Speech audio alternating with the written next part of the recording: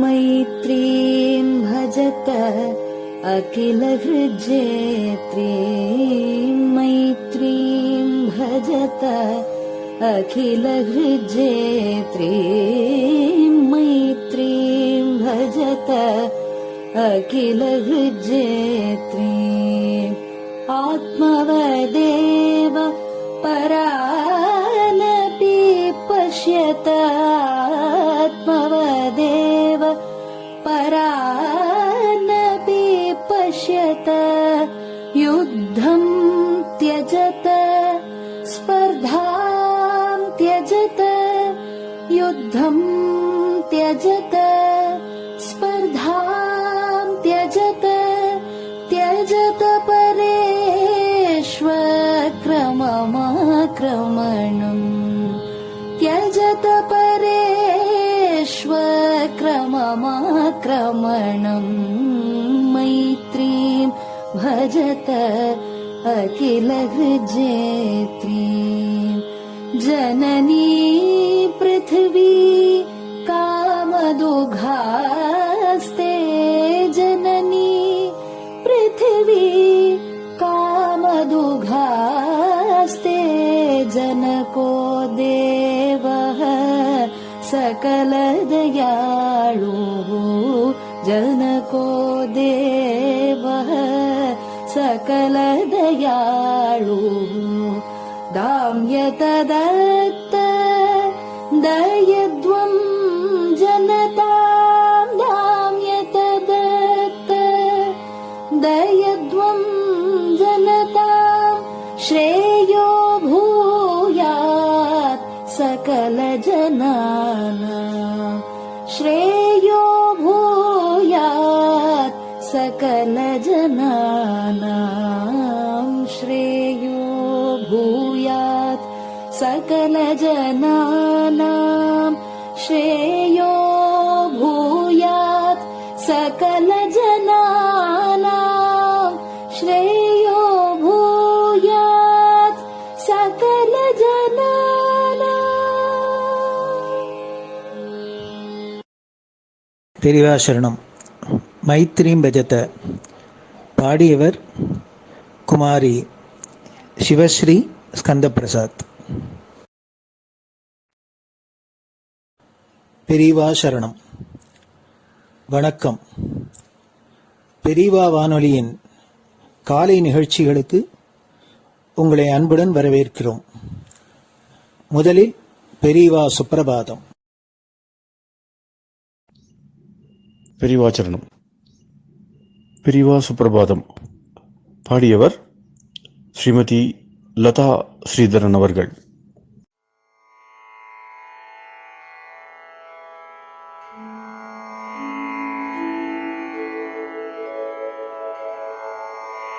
मायात्रियामासु निमीलिताक्षम्, लोकत्रियामासु विनिद्रमेनम्।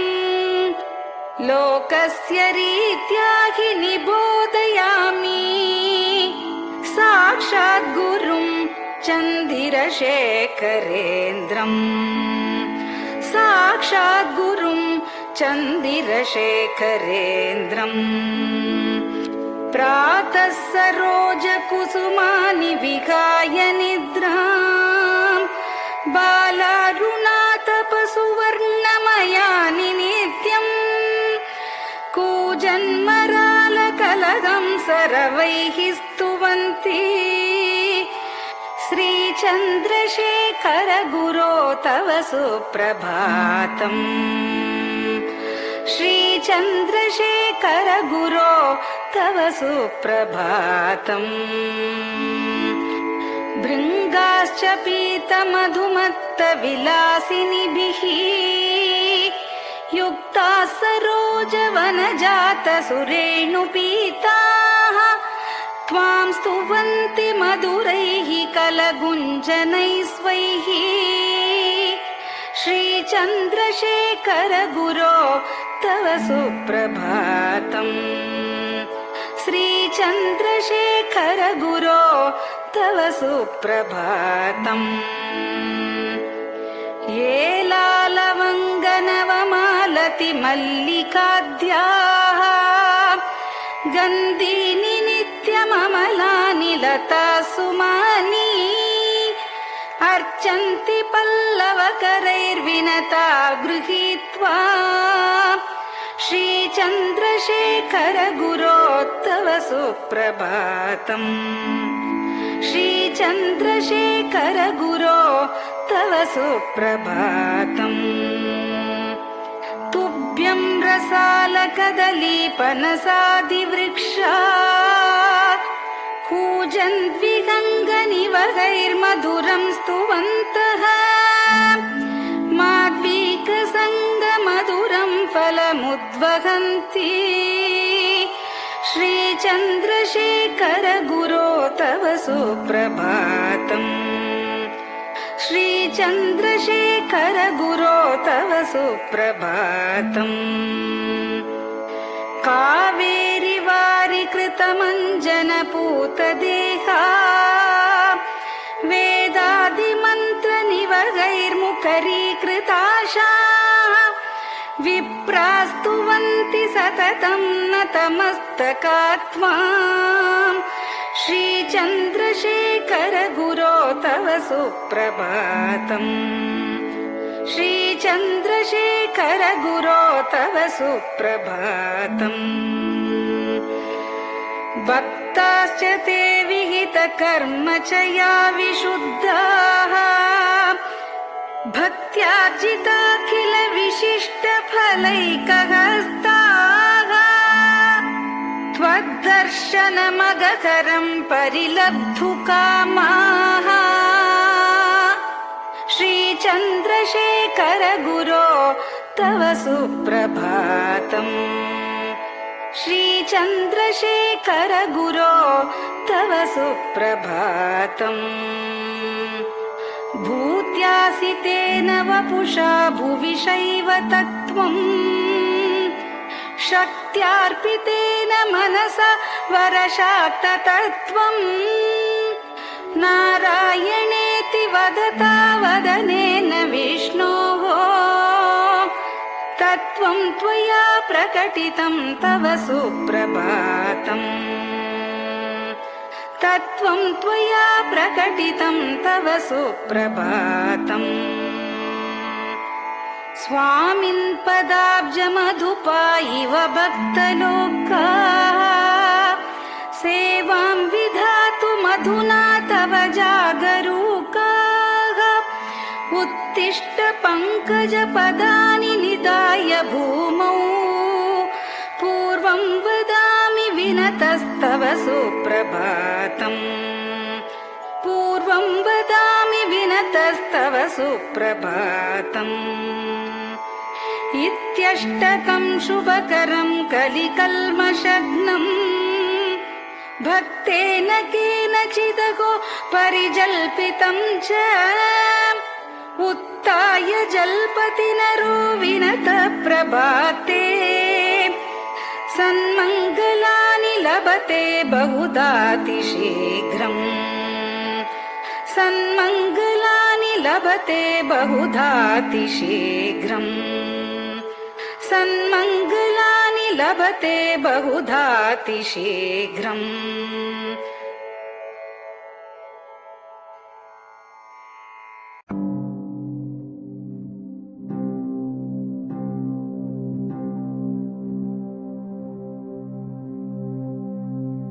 हर हर शङ्कर जय जय शङ्कर हर हर शङ्कर जय जय शङ्कर हर हर शङ्कर जय जय शङ्कर हर हर शङ्कर हर हर शङ्कर जय जय शङ्कर हर हर शङ्कर जय जय शङ्कर हर हर शङ्कर जय जय शङ्कर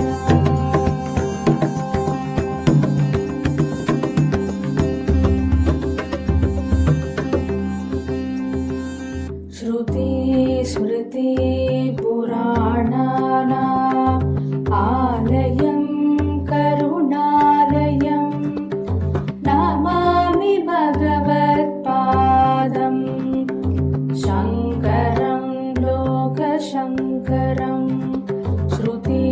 स्मृतिपुराणानाम्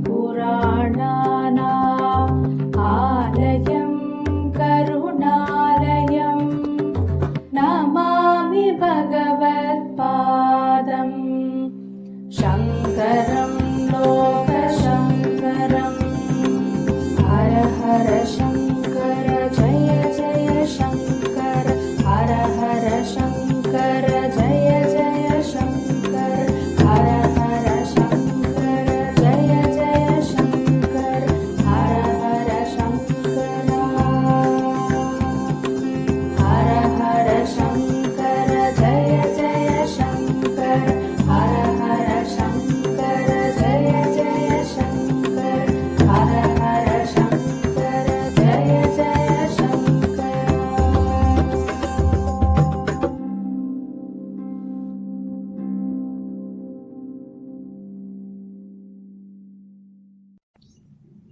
பெரிவாச்சரணம். பெரியவா கராவலம்பம். பாடியவர் ஸ்ரீமதி லதா ஸ்ரீதரன் அவர்கள். प्रातः स्मरामि भवदीयमुखारविन्दम् मन्दस्मितं च जनितापहरं जनानाम् प्रातः स्मरामि भवदीयमुखारविन्दम् मन्दस्मितं च जनितापहरं जनानाम् सम्पत्करीं च भवतोऽत्र कटाक्षलक्ष्मीं काञ्चीमठेश मम देहि करावलम्बम् सम्पत्करीं च भवतोऽत्र कटाक्षलक्ष्मीं काञ्चीमठेश मम देहि करावलम्बम् काञ्चीमठेश मम देहि करावलम्बम् काञ्चीमठेश मम देहि करावलम्बम् काञ्चीमठेश मम देहि करावलम्बम्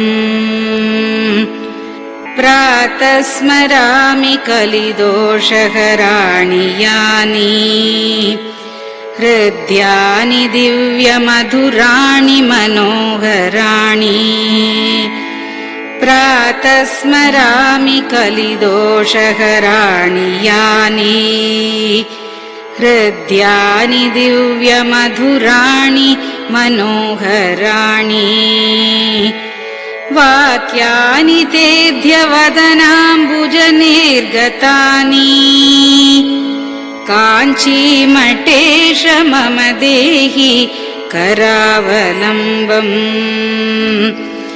वाक्यानि तेऽध्यवदनाम्बुजनिर्गतानि काञ्चीमठेश मम देहि करावलम्बम्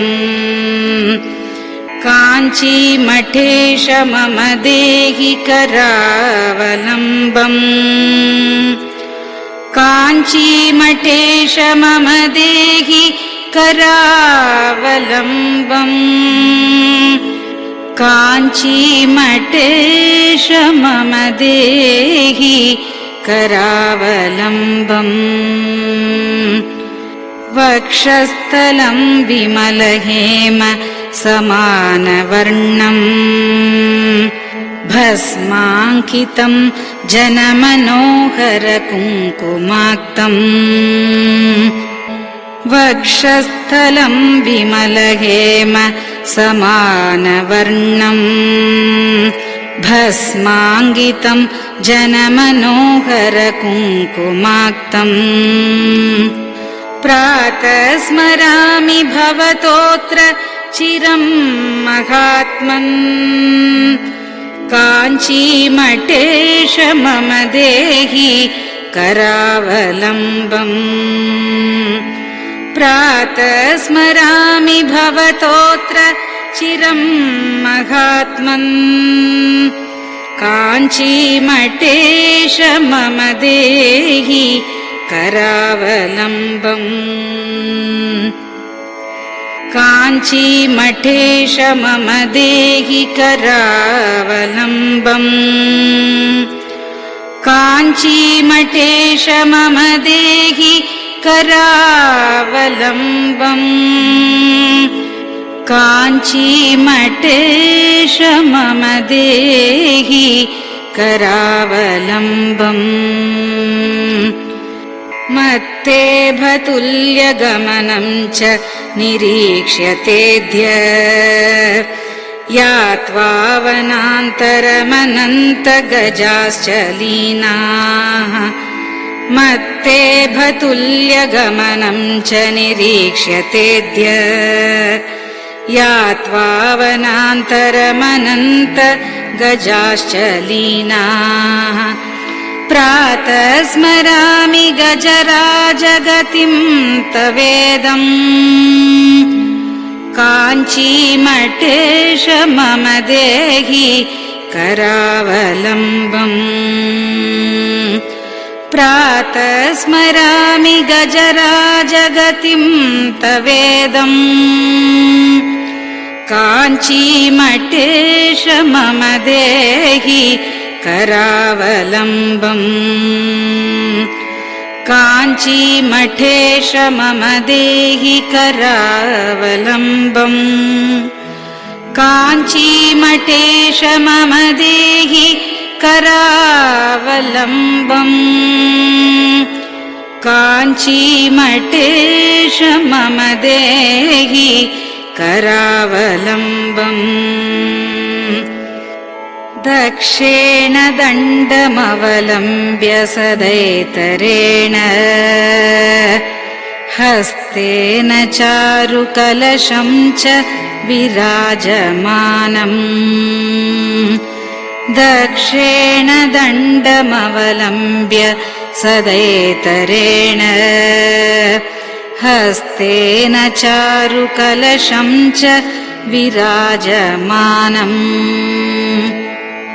रक्ताम्बरं च तव चारु कटिं स्मरामि काञ्चीमठेश मम देहि करावलम्बम् रक्ताम्बरं च तव चारु कटिं स्मरामि काञ्चीमठेश मम देहि करावलम्बम् काञ्चीमठेश मम देहि करावलम्बम्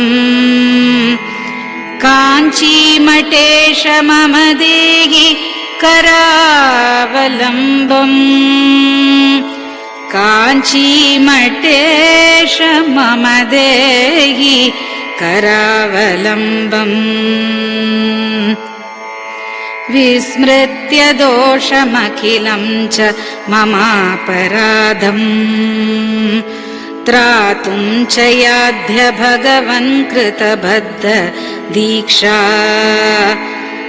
विस्मृत्य दोषमखिलं च ममापराधम् त्रातुं च याध्य भगवन् कृतबद्ध दीक्षा प्रातः स्मरामि यति पुङ्गवतेऽनुकम्पाम् काञ्चीमठेश मम देहि करावलम्बम् प्रातः स्मरामि यति पुङ्गवतेऽनुकम्पाम् काञ्चीमठेश मम देहि करावलम्बम् काञ्चीमठेश मम देहि करावलम्बम् काञ्चीमठेश मम देहि करावलम्बम् काञ्चीमठेश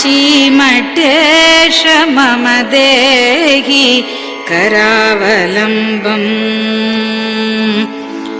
प्रातः स्मरामि भवदीय पदारविन्दम् यस्मात् प्रयान्ति दुरितानि महान्ति तानि प्रातः स्मरामि भवदीय पदारविन्दम् यस्मात् प्रयान्ति दुरितानि महान्ति तानि आयान्ति तानि मुहुरुद्य सुमङ्गलानि काञ्चीमठेश मम देहि करावलम्बम् आयान्ति तानि मुहुरुद्य सुमङ्गलानि काञ्चीमठेश मम देहि करावलम्बम् काञ्चीमठेश मम देहि करावलम्बम् काञ्चीमठेश मम देहि करावलम्बम्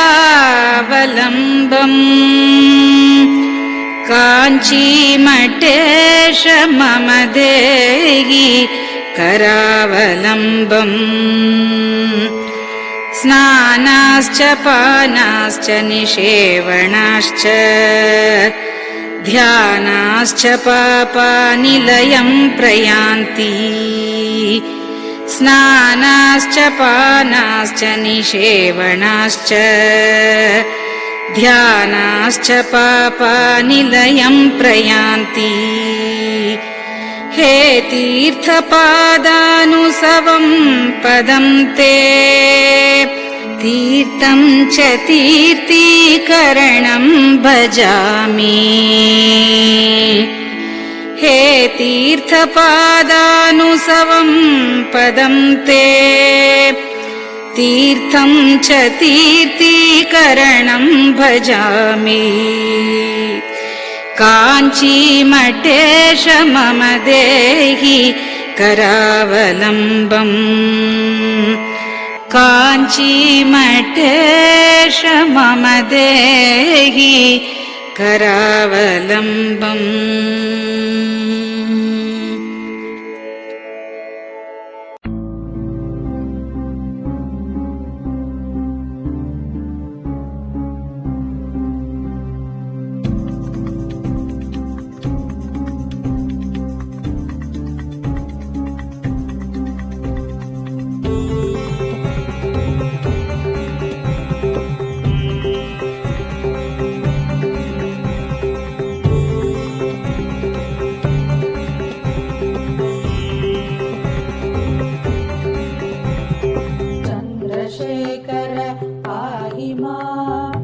चन्द्रशेखर रक्ष मां चन्द्रशेखर पाहि मां जय चन्द्रशेखर रक्ष मां हर हर शम्भो शिव शिव शम्भो हर हर शम्भो शिव शिव शम्भो हर हर शम्भो शिव शिव शम्भो हर हर शम्भो शिव शिव शम्भो चन्द्रशेखर पाहि मां चन्द्रशेखर रक्ष मां चन्द्रशेखर पाहि मां जय चन्द्रशेखर रक्ष मां हर हर शम्भो शिव शिव शम्भो हर हर शम्भो शिव शिव शम्भो हर हर शम्भो शिव शिव शम्भो हर हर शम्भो शिव शिव शम्भो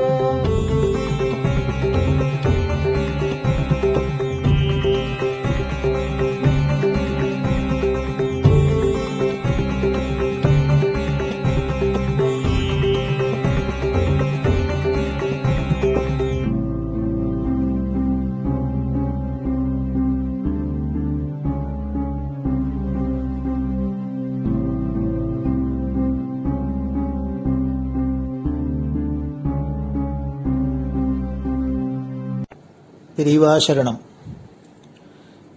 பெரியவா வானொலி நேயர்களுக்காக இந்த கொரோனாங்கிற ஒரு கொடிய நோய் உலகை விட்டு போய் எல்லோரும் ஆரோக்கியமா சௌக்கியமா வாழறதுக்காக ஜெகத்குரு சங்கராச்சாரியர் ஸ்ரீ காஞ்சி காமகோடி பீட்டாதிபதி ஸ்ரீ சங்கர விஜயேந்திர சரஸ்வதி பாலபிரிவா இந்திராட்சி சிவகவச்சம் அப்படிங்கிற ஒரு ஸ்லோகத்தை பாராயணம் பண்ண சொல்லியிருக்கா. அதனால குரு ஆணைப்படி இந்த இந்திராட்சி சிவகவச்ச ஸ்லோகத்தை பெங்களூர் பசவங்குடி ஸ்ரீ சத்குரு வேத பாடசாலை அத்தியாபகர் பிரம்மஸ்ரீ டாக்டர் ஸ்ரீனிவாச சர்மா அவர்கள் தங்களோட மாணவர்களோட சொல்றத இப்போ பெரியவா வானொலியில ஒலிபரப்பப்படுறது. இதை கேட்டாலே இது ஒலிக்கிற இடத்துலேருந்தே வியாதி முதலான சகல கஷ்டங்களும் போகும் அப்படின்னு மகாபெரிவாளும் சொல்லியிருக்கா, காஞ்சி ஆச்சாரியாலும் ஆணை பண்ணியிருக்கா. அதுபடி உங்களுக்கு இந்த இந்திராட்சி சிவகவச்ச ஸ்லோகம் வழங்கப்படுறது. பெரியவா சரணம். ஓம் ஸ்ரீ குருப்யோ நமஹ. ஹரிஹ ஓம். மகாகணபதயே நமஹ. வாக்தேவ்யை நமஹ. மாத்ருப்யோ நமஹ. பித்ருப்யோ நமஹ. ஆச்சார்யேभ्यो நமஹ. அதிதிதேவதாभ्यो நமஹ.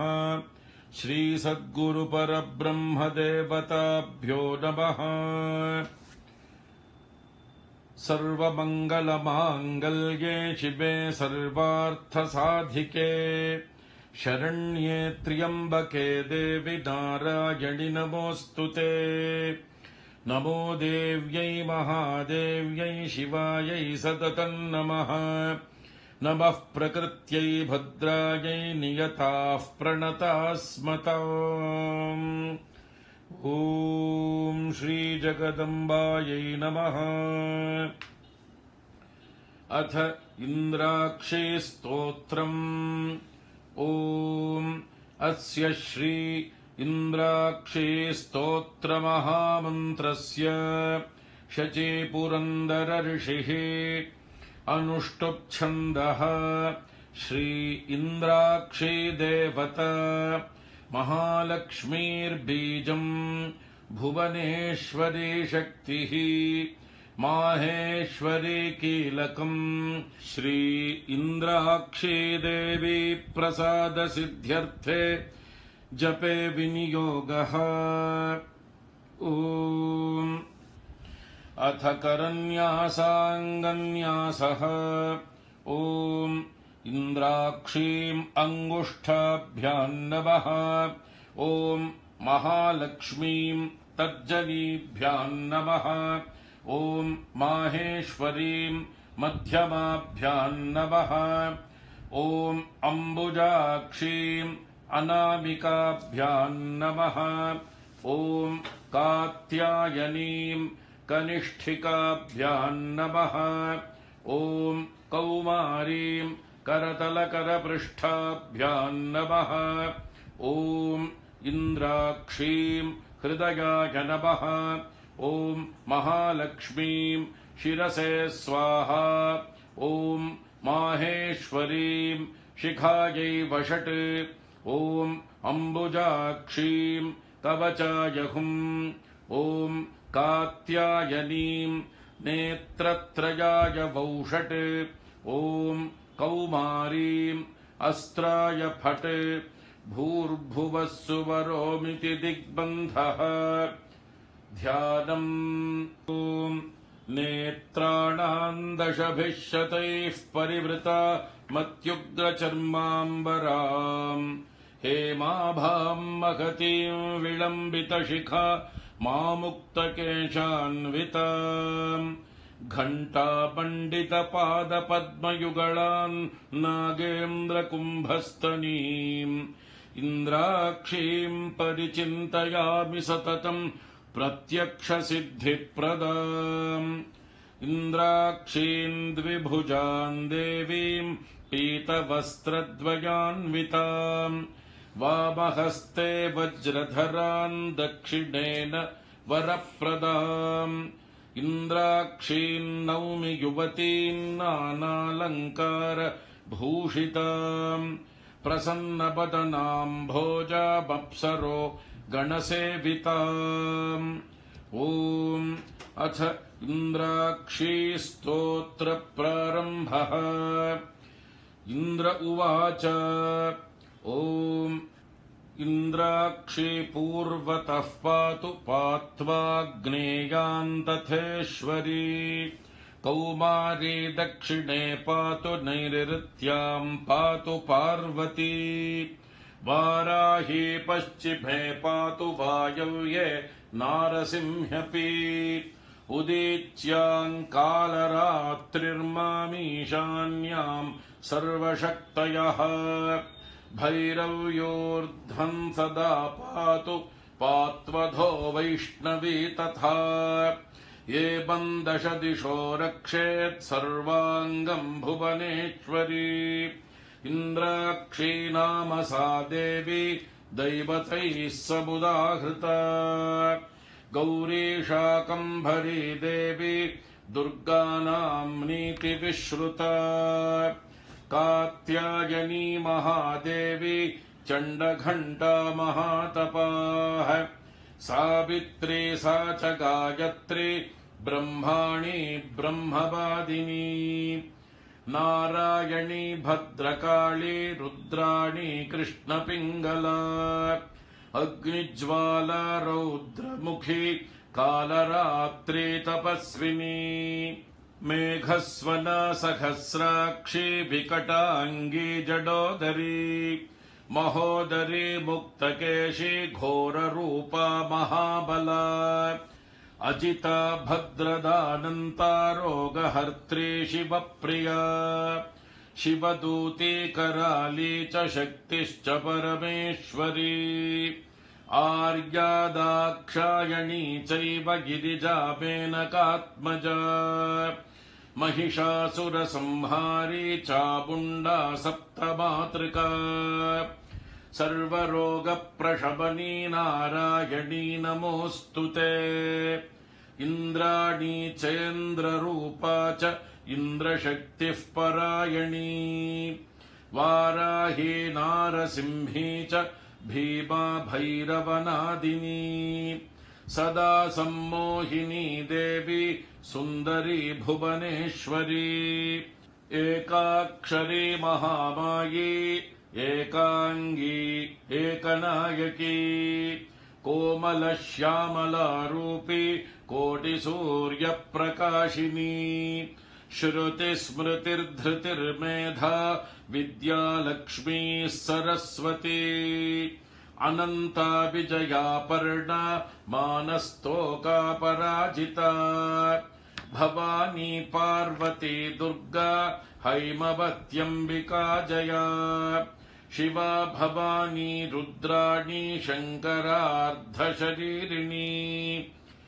ऐरावत गजारूढा वज्रहस्ता धनुर्धरा ऐन्द्री देवी सदा कालम् शान्तिमाशु करोतु मे एतैर्नामपदैर्दिव्यैस्तुता शक्रेण धीमता आयुरारोग्यमैश्वर्यमपमृत्युभयापहम् क्षयापस्मारकुष्ठादि तापज्वरनिवारणम् शीतज्वरनिवारणमुष्णज्वरनिवारणम् सन्निज्वरनिवारणम् सर्वज्वरनिवारणम् सर्वरोगनिवारणम् सर्वशत्रुनिवारणम् महाभयनिवारणम् मनःक्लेशनिवारणम् शतमावर्तयेद्यस्तु मुच्यते व्याधिबन्धनात् आवर्तयन् सहस्रम् तु लभते वाञ्छितम् फलम् एतत्स्तोत्रम् जपेन्नित्यम् सर्वव्याधिविनाशनम् रणे राजभये चोरे सर्वत्र विजयी भवेत् सर्वमङ्गलमाङ्गल्ये शिवे सर्वार्थसाधिके शरण्ये त्र्यम्बिके गौरि नारायणि नमोऽस्तु ते त्रिपाद्भस्म प्रहरणस्त्रिशिरा रक्तलोचनः स मे प्रीतः सुखम् दद्यात् सर्वाभय पतिर्ज्वरः ज्वरम् च ज्वरसारम् च ज्वरातिसारमेव च सन्निपातज्वरम् चैव शीतोष्णज्वरमेव च कौबेरन्ते मुखम् रौद्रम् नन्दिमन्नन्दिमावह ज्वरम् मृत्युभयम् घोरम् ज्वरम् नाशय मे ज्वर ॐ भस्मायुधाय विद्महे रक्तनेत्राय धीमहि तन्नो ज्वरहरः प्रचोदयात् ॐ ज्वरराजाय विद्महे त्रिशिरस्काय धीमहि तन्नस्त्रिपात् प्रचोदयात् मृत्योस्तुल्यम् त्रिलोकीम् ग्रसितुमतिरसान्निःसृताः किन्नु जिह्वाः किं वा कृष्णाङ्घ्रिपद्मद्युतिभिररुणिता विष्णुपद्याः पदव्यः प्राप्ताः सन्ध्याः स्मरारे स्वयमुत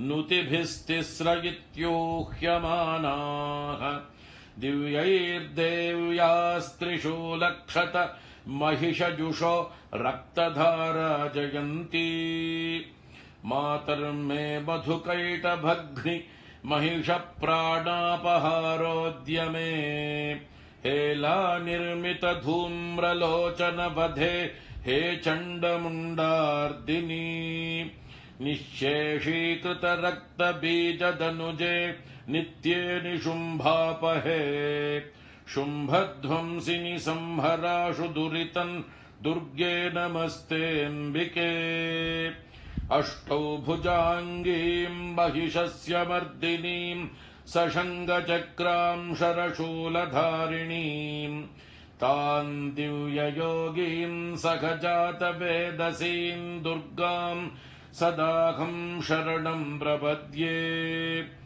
महिषमस्तकनृत्यविनोदनस्फुटरणन्मणिनूपुरमेखला जननरक्षणमोक्षविधायिनी जयतु शुम्भनिशुम्भनिषूदिनी ब्रह्माणी कमलेन्दु सौम्यवदना माहेश्वरी लीलया कौमारी रिपुदर्पणाशनकरी चक्रायुधा वैष्णवी वाराही घनघोर घर्घरमुखी दंष्ट्री च चक्रायुधा चामुण्डा गणनाथ रुद्रसहिता रक्षन्तु माम् मातरः उद्धतौ मधुकैटभौ महिषासुरम् तु निहत्यतम् धूम्रलोचन चण्डमुण्डक रक्तबीज मुखांश्च तान् दुष्टशुम्भ निशुम्भमर्दिनि नन्दितामरवन्दिते बिष्टपत्रय पुष्टिकारिणि भद्रकाळि नमोऽस्तु ते लक्ष्मी प्रदान समये नवविद्रुमाभाम् विद्या प्रदान समये शरदिन्दुशुभ्राम् विद्वेषि वर्ग विजये पितमालनिलाम् देवीम् त्रिलोकजननीम् शरणम् प्रपद्ये ॐ महादेव्यै च विद्महे सर्वसिद्ध्यै च धीमहि तन्नो देवी प्रचोदयात् ॐ श्रीं मं महादेव्यै नमः इतीन्द्राक्षी स्तोत्रम् ॐ इन्द्राणी मासु नारिषु सुभगा महमश्रवम् नह्यस्य अपरम् च न जरसा परते पतिर्विश्वस्मादिन्द्र उत्तरः ॐ इन्द्राणी मासु नारिषु सुपत्नी महमश्रवम् नह्यस्य अपरम् च न जरसा परते पतिः ॐ श्री इन्द्राक्षी परमेश्वर्यै नमः ॐ शान्ति शान्ति शान्तिः हरिः ॐ ॐ श्रीगुरुभ्यो नमः हरिः ॐ महागणपतये नमः वाग्देव्यै नमः मातृभ्यो नमः पितृभ्यो नमः आचार्येभ्यो नमः अतिथिदेवताभ्यो नमः श्री सद्गुरु परब्रह्मदेवताभ्यो नमः। ॐ अथ श्री स्कान्दपुराणे ब्रह्मोत्तरखण्डस्थं श्री शिवकवचस्तोत्रम्। ॐ वागर्थाविपसम्पृक्तौ वागर्थप्रतिपत्तये जगतः पितरौ वन्दे पार्वती परमेश्वरौ।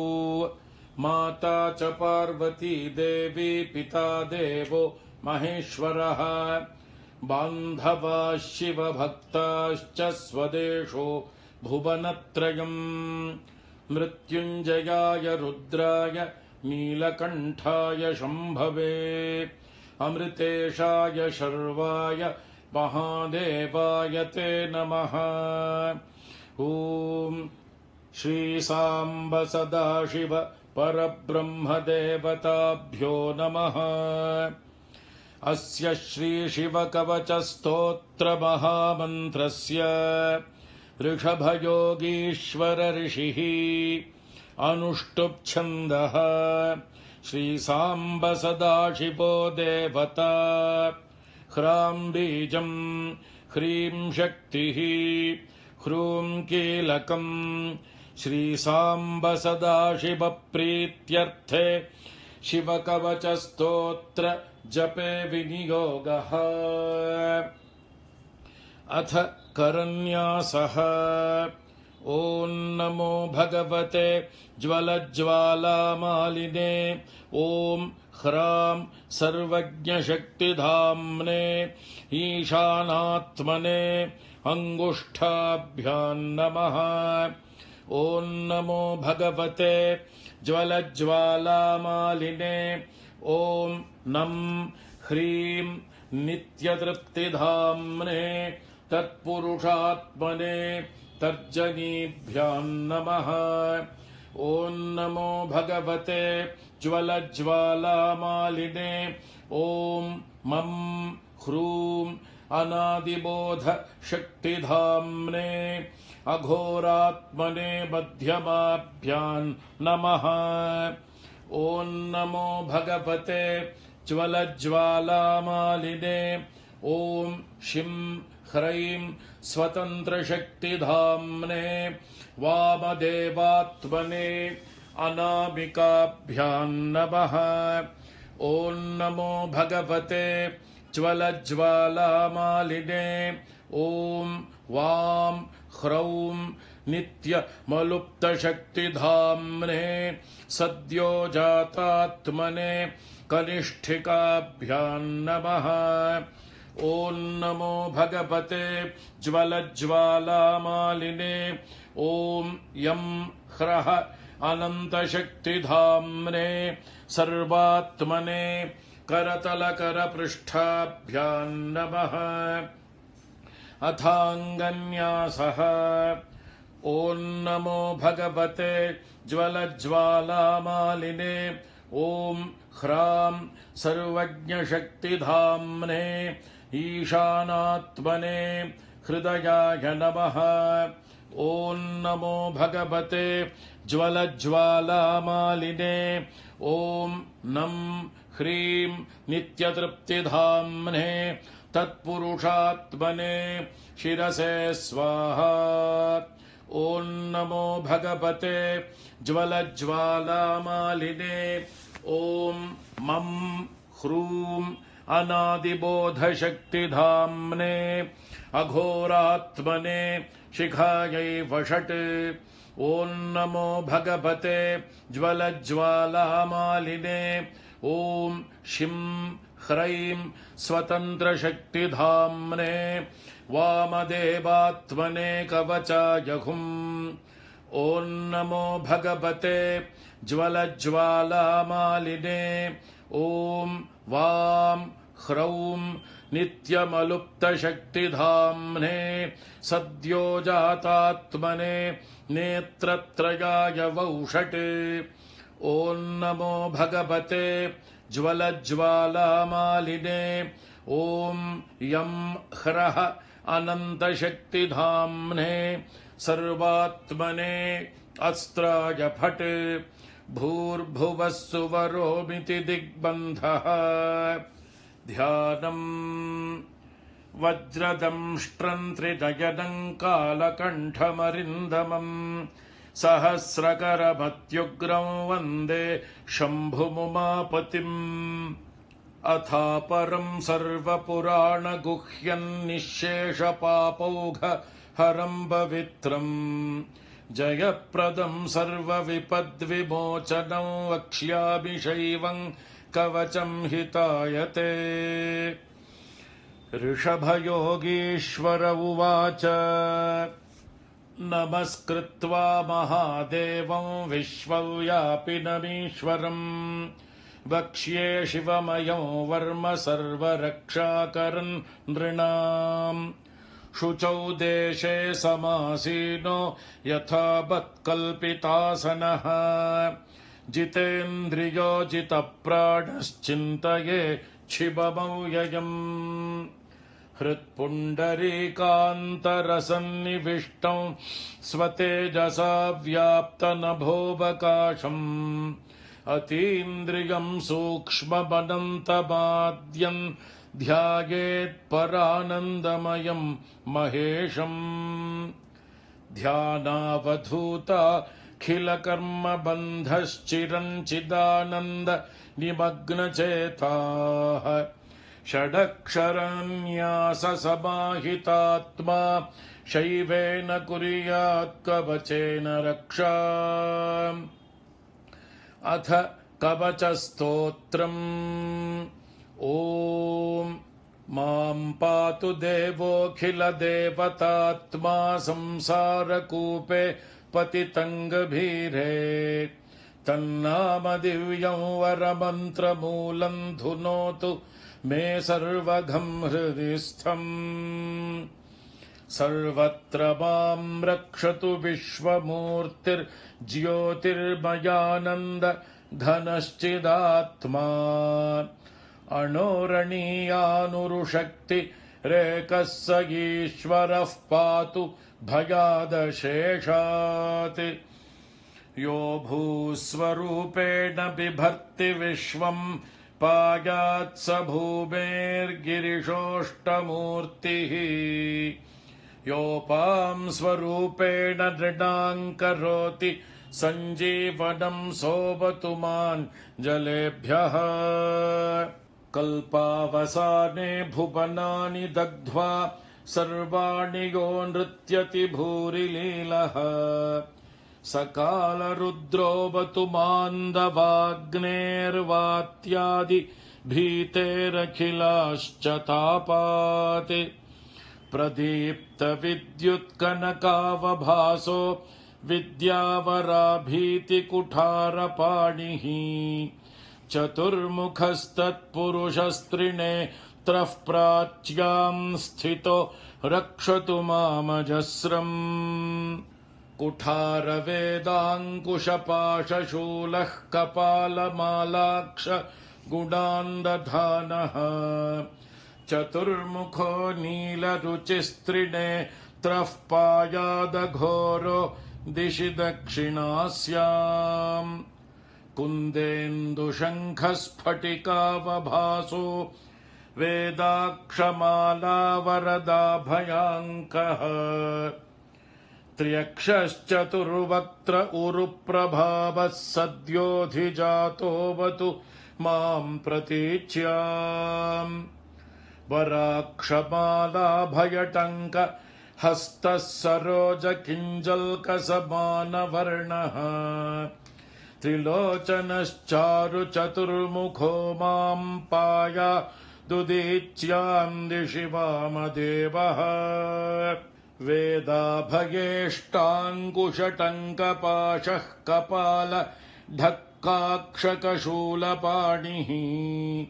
सितद्युतिः पञ्चमुखो बतान्मा मीशान ऊर्ध्वम् परमप्रकाशः मूर्धानमव्यान्मम चन्द्र मौळिर्भालम् ममाव्यादथ भालनेत्रः नेत्रे ममाव्याद्भगनेत्रहारी नासां सदा रक्षतु विश्वनाथः पायाच्छ्रुति मे श्रुतिगीतकीर्तिः कपोलमव्या सततं कपाली वक्त्रं सदा रक्षतु पञ्चवक्त्रो जिह्वां सदा रक्षतु वेदजिह्वः कण्ठं गिरीशोऽवतु नीलकण्ठः पाणिद्वयं पातु पिनाकपाणिः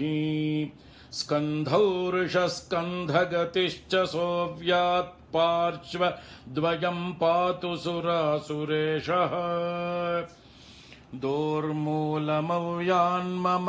धर्मबाहुर्वक्षस्थलं दक्षमखान्तकोऽव्यात् ममोदरं पातु गिरीन्द्रधन्वा मध्यं ममाव्यान्मदनान्तकारी हेरम्बतातो मम पातु नाभिं पायात् कटिं धूर्जटिरीश्वरो मे स्मरारिरव्यान्मम गुह्यदेशं पृष्ठं सदा रक्षतु शूलपाणिः ऊरुद्वयं पातु कुबेरमित्रो जानुद्वयं मे जगदीश्वरो व्यात् जङ्घायुगं पुङ्गवकेतुरव्यात् पादौ ममाव्यात् सुरवन्द्यपादः महेश्वरः पातु दिनादिया मे मां मध्ययामेवतु वामदेवः त्रिलोचनः पातु तृतीयया मे वृषध्वजः पातु दिनान्त्यया मे पायान्निषादौ शशिशेखरो मां गङ्गाधरो रक्षतु मान्निशीथे गौरीपतिः पातु निशावसाने मृत्युञ्जयो रक्षतु सर्वकालम् अन्तःस्थितं रक्षतु शङ्करो मां स्थाणुः सदा पातु बहिःस्थितं माम् तदन्तरे पातु पतिः पशूनां सदाशिवो रक्षतु मां समन्तात् तिष्ठन्तमव्याद्भुवनैकनाथः पाया ध्वरजन्तं प्रमथाधिनाथः वेदान्तवेद्योऽवतु मान्निषण्णं मामव्ययः पातु शिवशयानम् मार्गेषु मां रक्षतु नीलकण्ठः शैलादिदुर्गेषु पुरत्रयारिः अरण्यवासादिमहाप्रवासे पायान्मृगव्याधौदारशक्तिः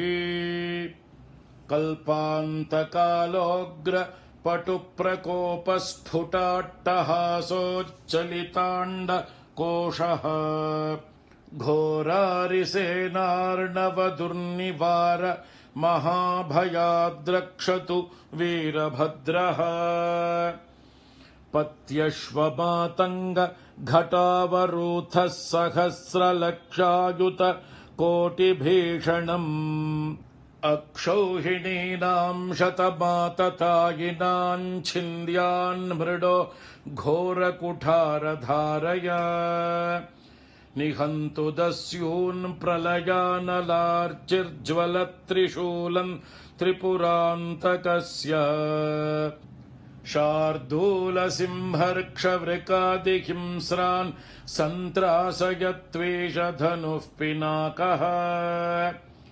दुःस्वप्नदुःशकुनदुर्गतिदौर्मनस्य दुर्भिक्षदुर्व्यसन दुस्सह दुर्यशांसि उत्पाततापविषभीति मसद्ग्रहार्तिं व्याधींश्च नाशयतु मे जगतामधीशः।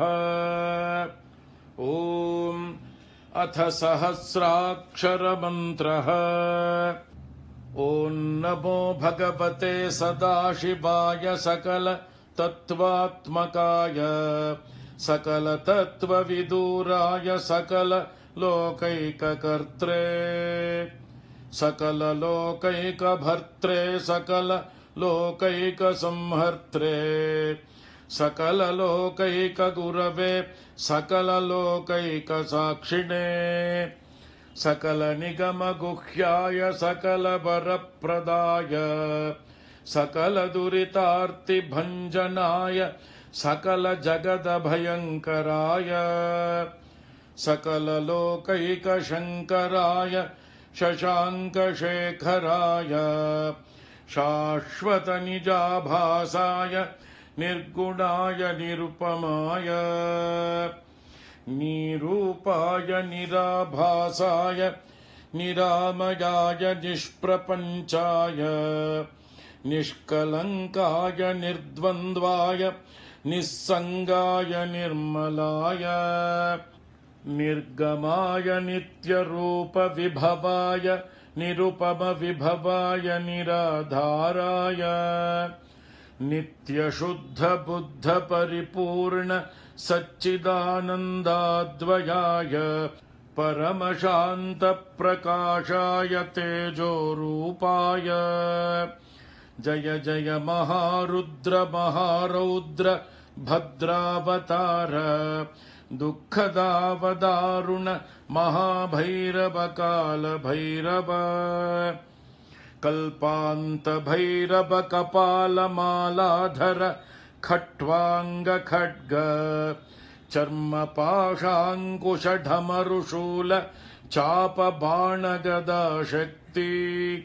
भिण्डिपालतोमर मुसलमुद्गर पट्टशपरशू परिघभुषण्डेशतघ्नि चक्राद्यायुधभीषणकर सहस्रमुखदंष्ट्राकरालवदन विकटाट्टहास विस्फाटित ब्रह्माण्डमण्डल नागेन्द्रकुण्डल नागेन्द्रहार नागेन्द्रवलय नागेन्द्रचर्मधर मृत्युञ्जय त्र्यम्बक त्रिपुरान्तक गंगाधर विरूपाक्ष विश्वेश्वर विश्वरूप वृषभवाहन विषभूषण सर्पभूषण विश्वतो मुख सर्वतो मां रक्ष रक्ष ज्वल ज्वल प्रज्वल प्रज्वल महामृत्युभयमपमृत्युभयन्नाशय नाशय रोगभयमुत्सादयोत्सादय विषसर्पभयं शमय शमय चोरान्मारय मारय मम शत्रूनुच्चाटयो चाटय शूलेन विदारय विदारय कुठारेण भिन्धि भिन्धि खड्गेन छिन्धि छिन्धि खट्वाङ्गेन विपोथय विपोथय मुसलेन निष्पेषय निष्पेषय बाणैः सन्ताडय सन्ताडय रक्षांसि भीषय भीषय भूतानि विद्रावय विद्रावय कूष्माण्डवेतालमारीगण ब्रह्मराक्षसान् सन्त्रासय सन्त्रासय ममाभयं कुरु कुरु वित्रस्तं मामाश्वासयाश्वासय नरकभयान् मामुद्धारयोद्धारय सञ्जीवय सञ्जीवय क्षुतृष्णार्तं मामाप्याययाप्यायय दुःखातुरं मामानन्दयानन्दय शिवकवचेन मामाच्छादयाच्छादय हर हर मृत्युञ्जय त्र्यम्बक सदाशिव नमस्ते नमस्ते नमस्ते। ॐ अथ फलश्रुतिः ऋषभयोगीश्वर उवाच इत्येतत्कवचं शैवं वरदं व्याहृतं मया सर्वबाधाप्रशमनं रहस्यं सर्वदेहिनां यः सदा धारयेन्मर्त्यश्चैवं कवचमुत्तमम् न तस्य जायते क्वापि भयं शम्भोरनुग्रहात् क्षीणायुर्मृत्युमापन्नो महारोगहतोऽपि वा सद्यः सुखमवाप्नोति दीर्घमायुश्च विन्दति सर्वदारिद्र्यशमनं सौमङ्गल्यविवर्धनम् यो धत्ते कवचं शैवं सदेवैरपि पूज्यते महापातकसङ्घातैर्मुच्यते चोपपातकैः देहान्ते शिवमाप्नोति शिवर्मानुभावतः त्वमपि श्रद्धया वत्स शैवं कवचमुत्तमम् धारयस्व मया दत्तं सद्यः श्रेयो ह्यवाप्स्यसि सूत उवाच इत्युक्त्वा ऋषभो योगी तस्मै पार्थिवसूनवे ददौ शङ्खं महारावं खड्गं चारिनिषूदनम् पुनश्च भस्म सम्मन्त्र्य तदङ्गं सर्वतो स्पृशत् गजानां 6,000 द्विगुणं च बलं ददौ भस्म प्रभावात् सम्प्राप्त बलैश्वर्यधृतिस्मृतिः स राजपुत्रः शुशुभे शरधर्क इव श्रिया तमाह प्राञ्जलिं भूयः स योगी राजनन्दनम् एष खड्गो मया दत्तस्तपो मन्त्रानुभावतः शितधारमिमं खड्गं यस्मै दर्शयसि स्फुटम् स सद्यो म्रियते शत्रुः साक्षान् मृत्युरपि स्वयम् अस्य शङ्खस्य निर्ह्रादं ये शृण्वन्ति तवाहिताः ते मूर्छिताः पतिष्यन्ति न्यस्तशास्त्र विचेतनाः खड्गशङ्खाभिमौ दिव्यौ परसैन्यविनाशिनौ आत्मसैन्यस्य पक्षाणां शौर्यतेजोविवर्धनौ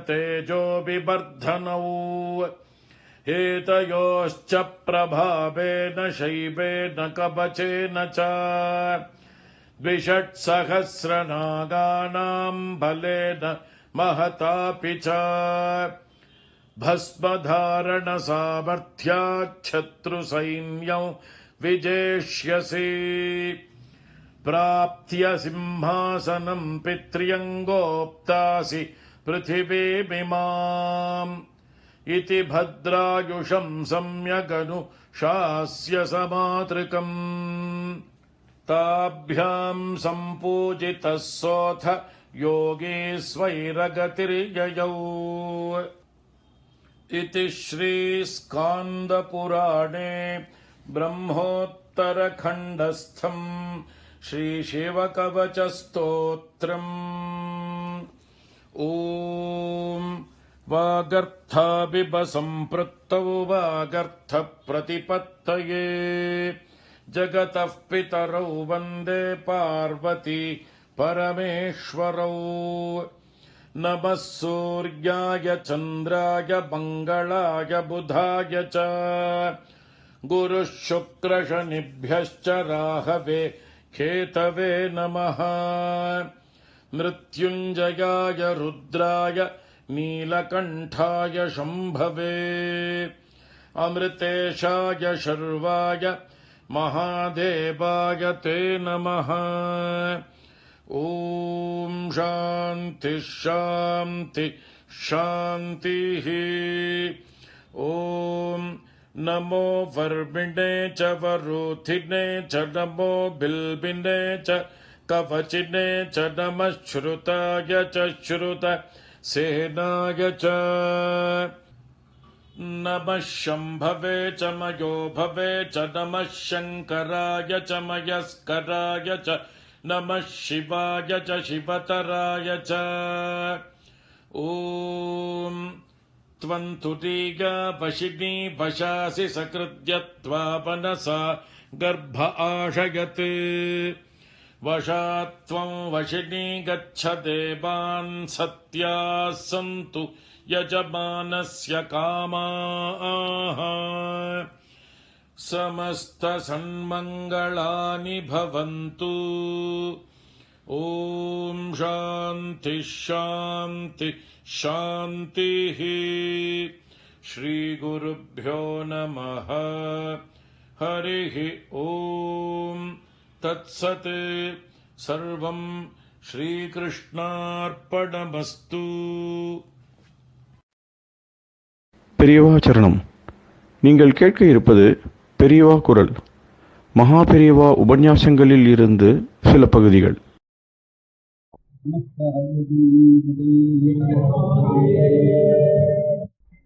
எல்லாம் வேதம் வேதம் வேதம் வேதம் தானா வேதம் தான் இருக்கிறோம். அந்த வேதத்தினுடைய குலத்தான் நான் சொல்றேன், வேதத்தினுடைய குலத்தான் சொல்றேன்னு சொல்லி நம்ம சைவம் புஸ்தகம் வைஷ்ணவ புஸ்தகம் சரி, சாக்கிய புஸ்தகம் சரி, சுப்பிரமணிய புஸ்தகம் சரி, இந்த வேதத்தினுடைய குலம் நான் சொல்றேன்னு சொல்லி அதனால புஸ்தகம் வேறங்கிறதுனால இந்த மதத்தை பிரிக்கிறதுக்கு அதனால கொஞ்சம் தூரம் ஏமாத்தலாம். அப்புறம் ரொம்ப தூரம் போயிட்டா அது இந்த வேதம் வந்து தடுக்கிறது. அது இது ஒன்று இருக்கேங்கிறதுக்காக தான் சரி போனா போறதுன்னு விட்டு வச்சிருக்கணும்னு இருக்கிற சந்தேகம்.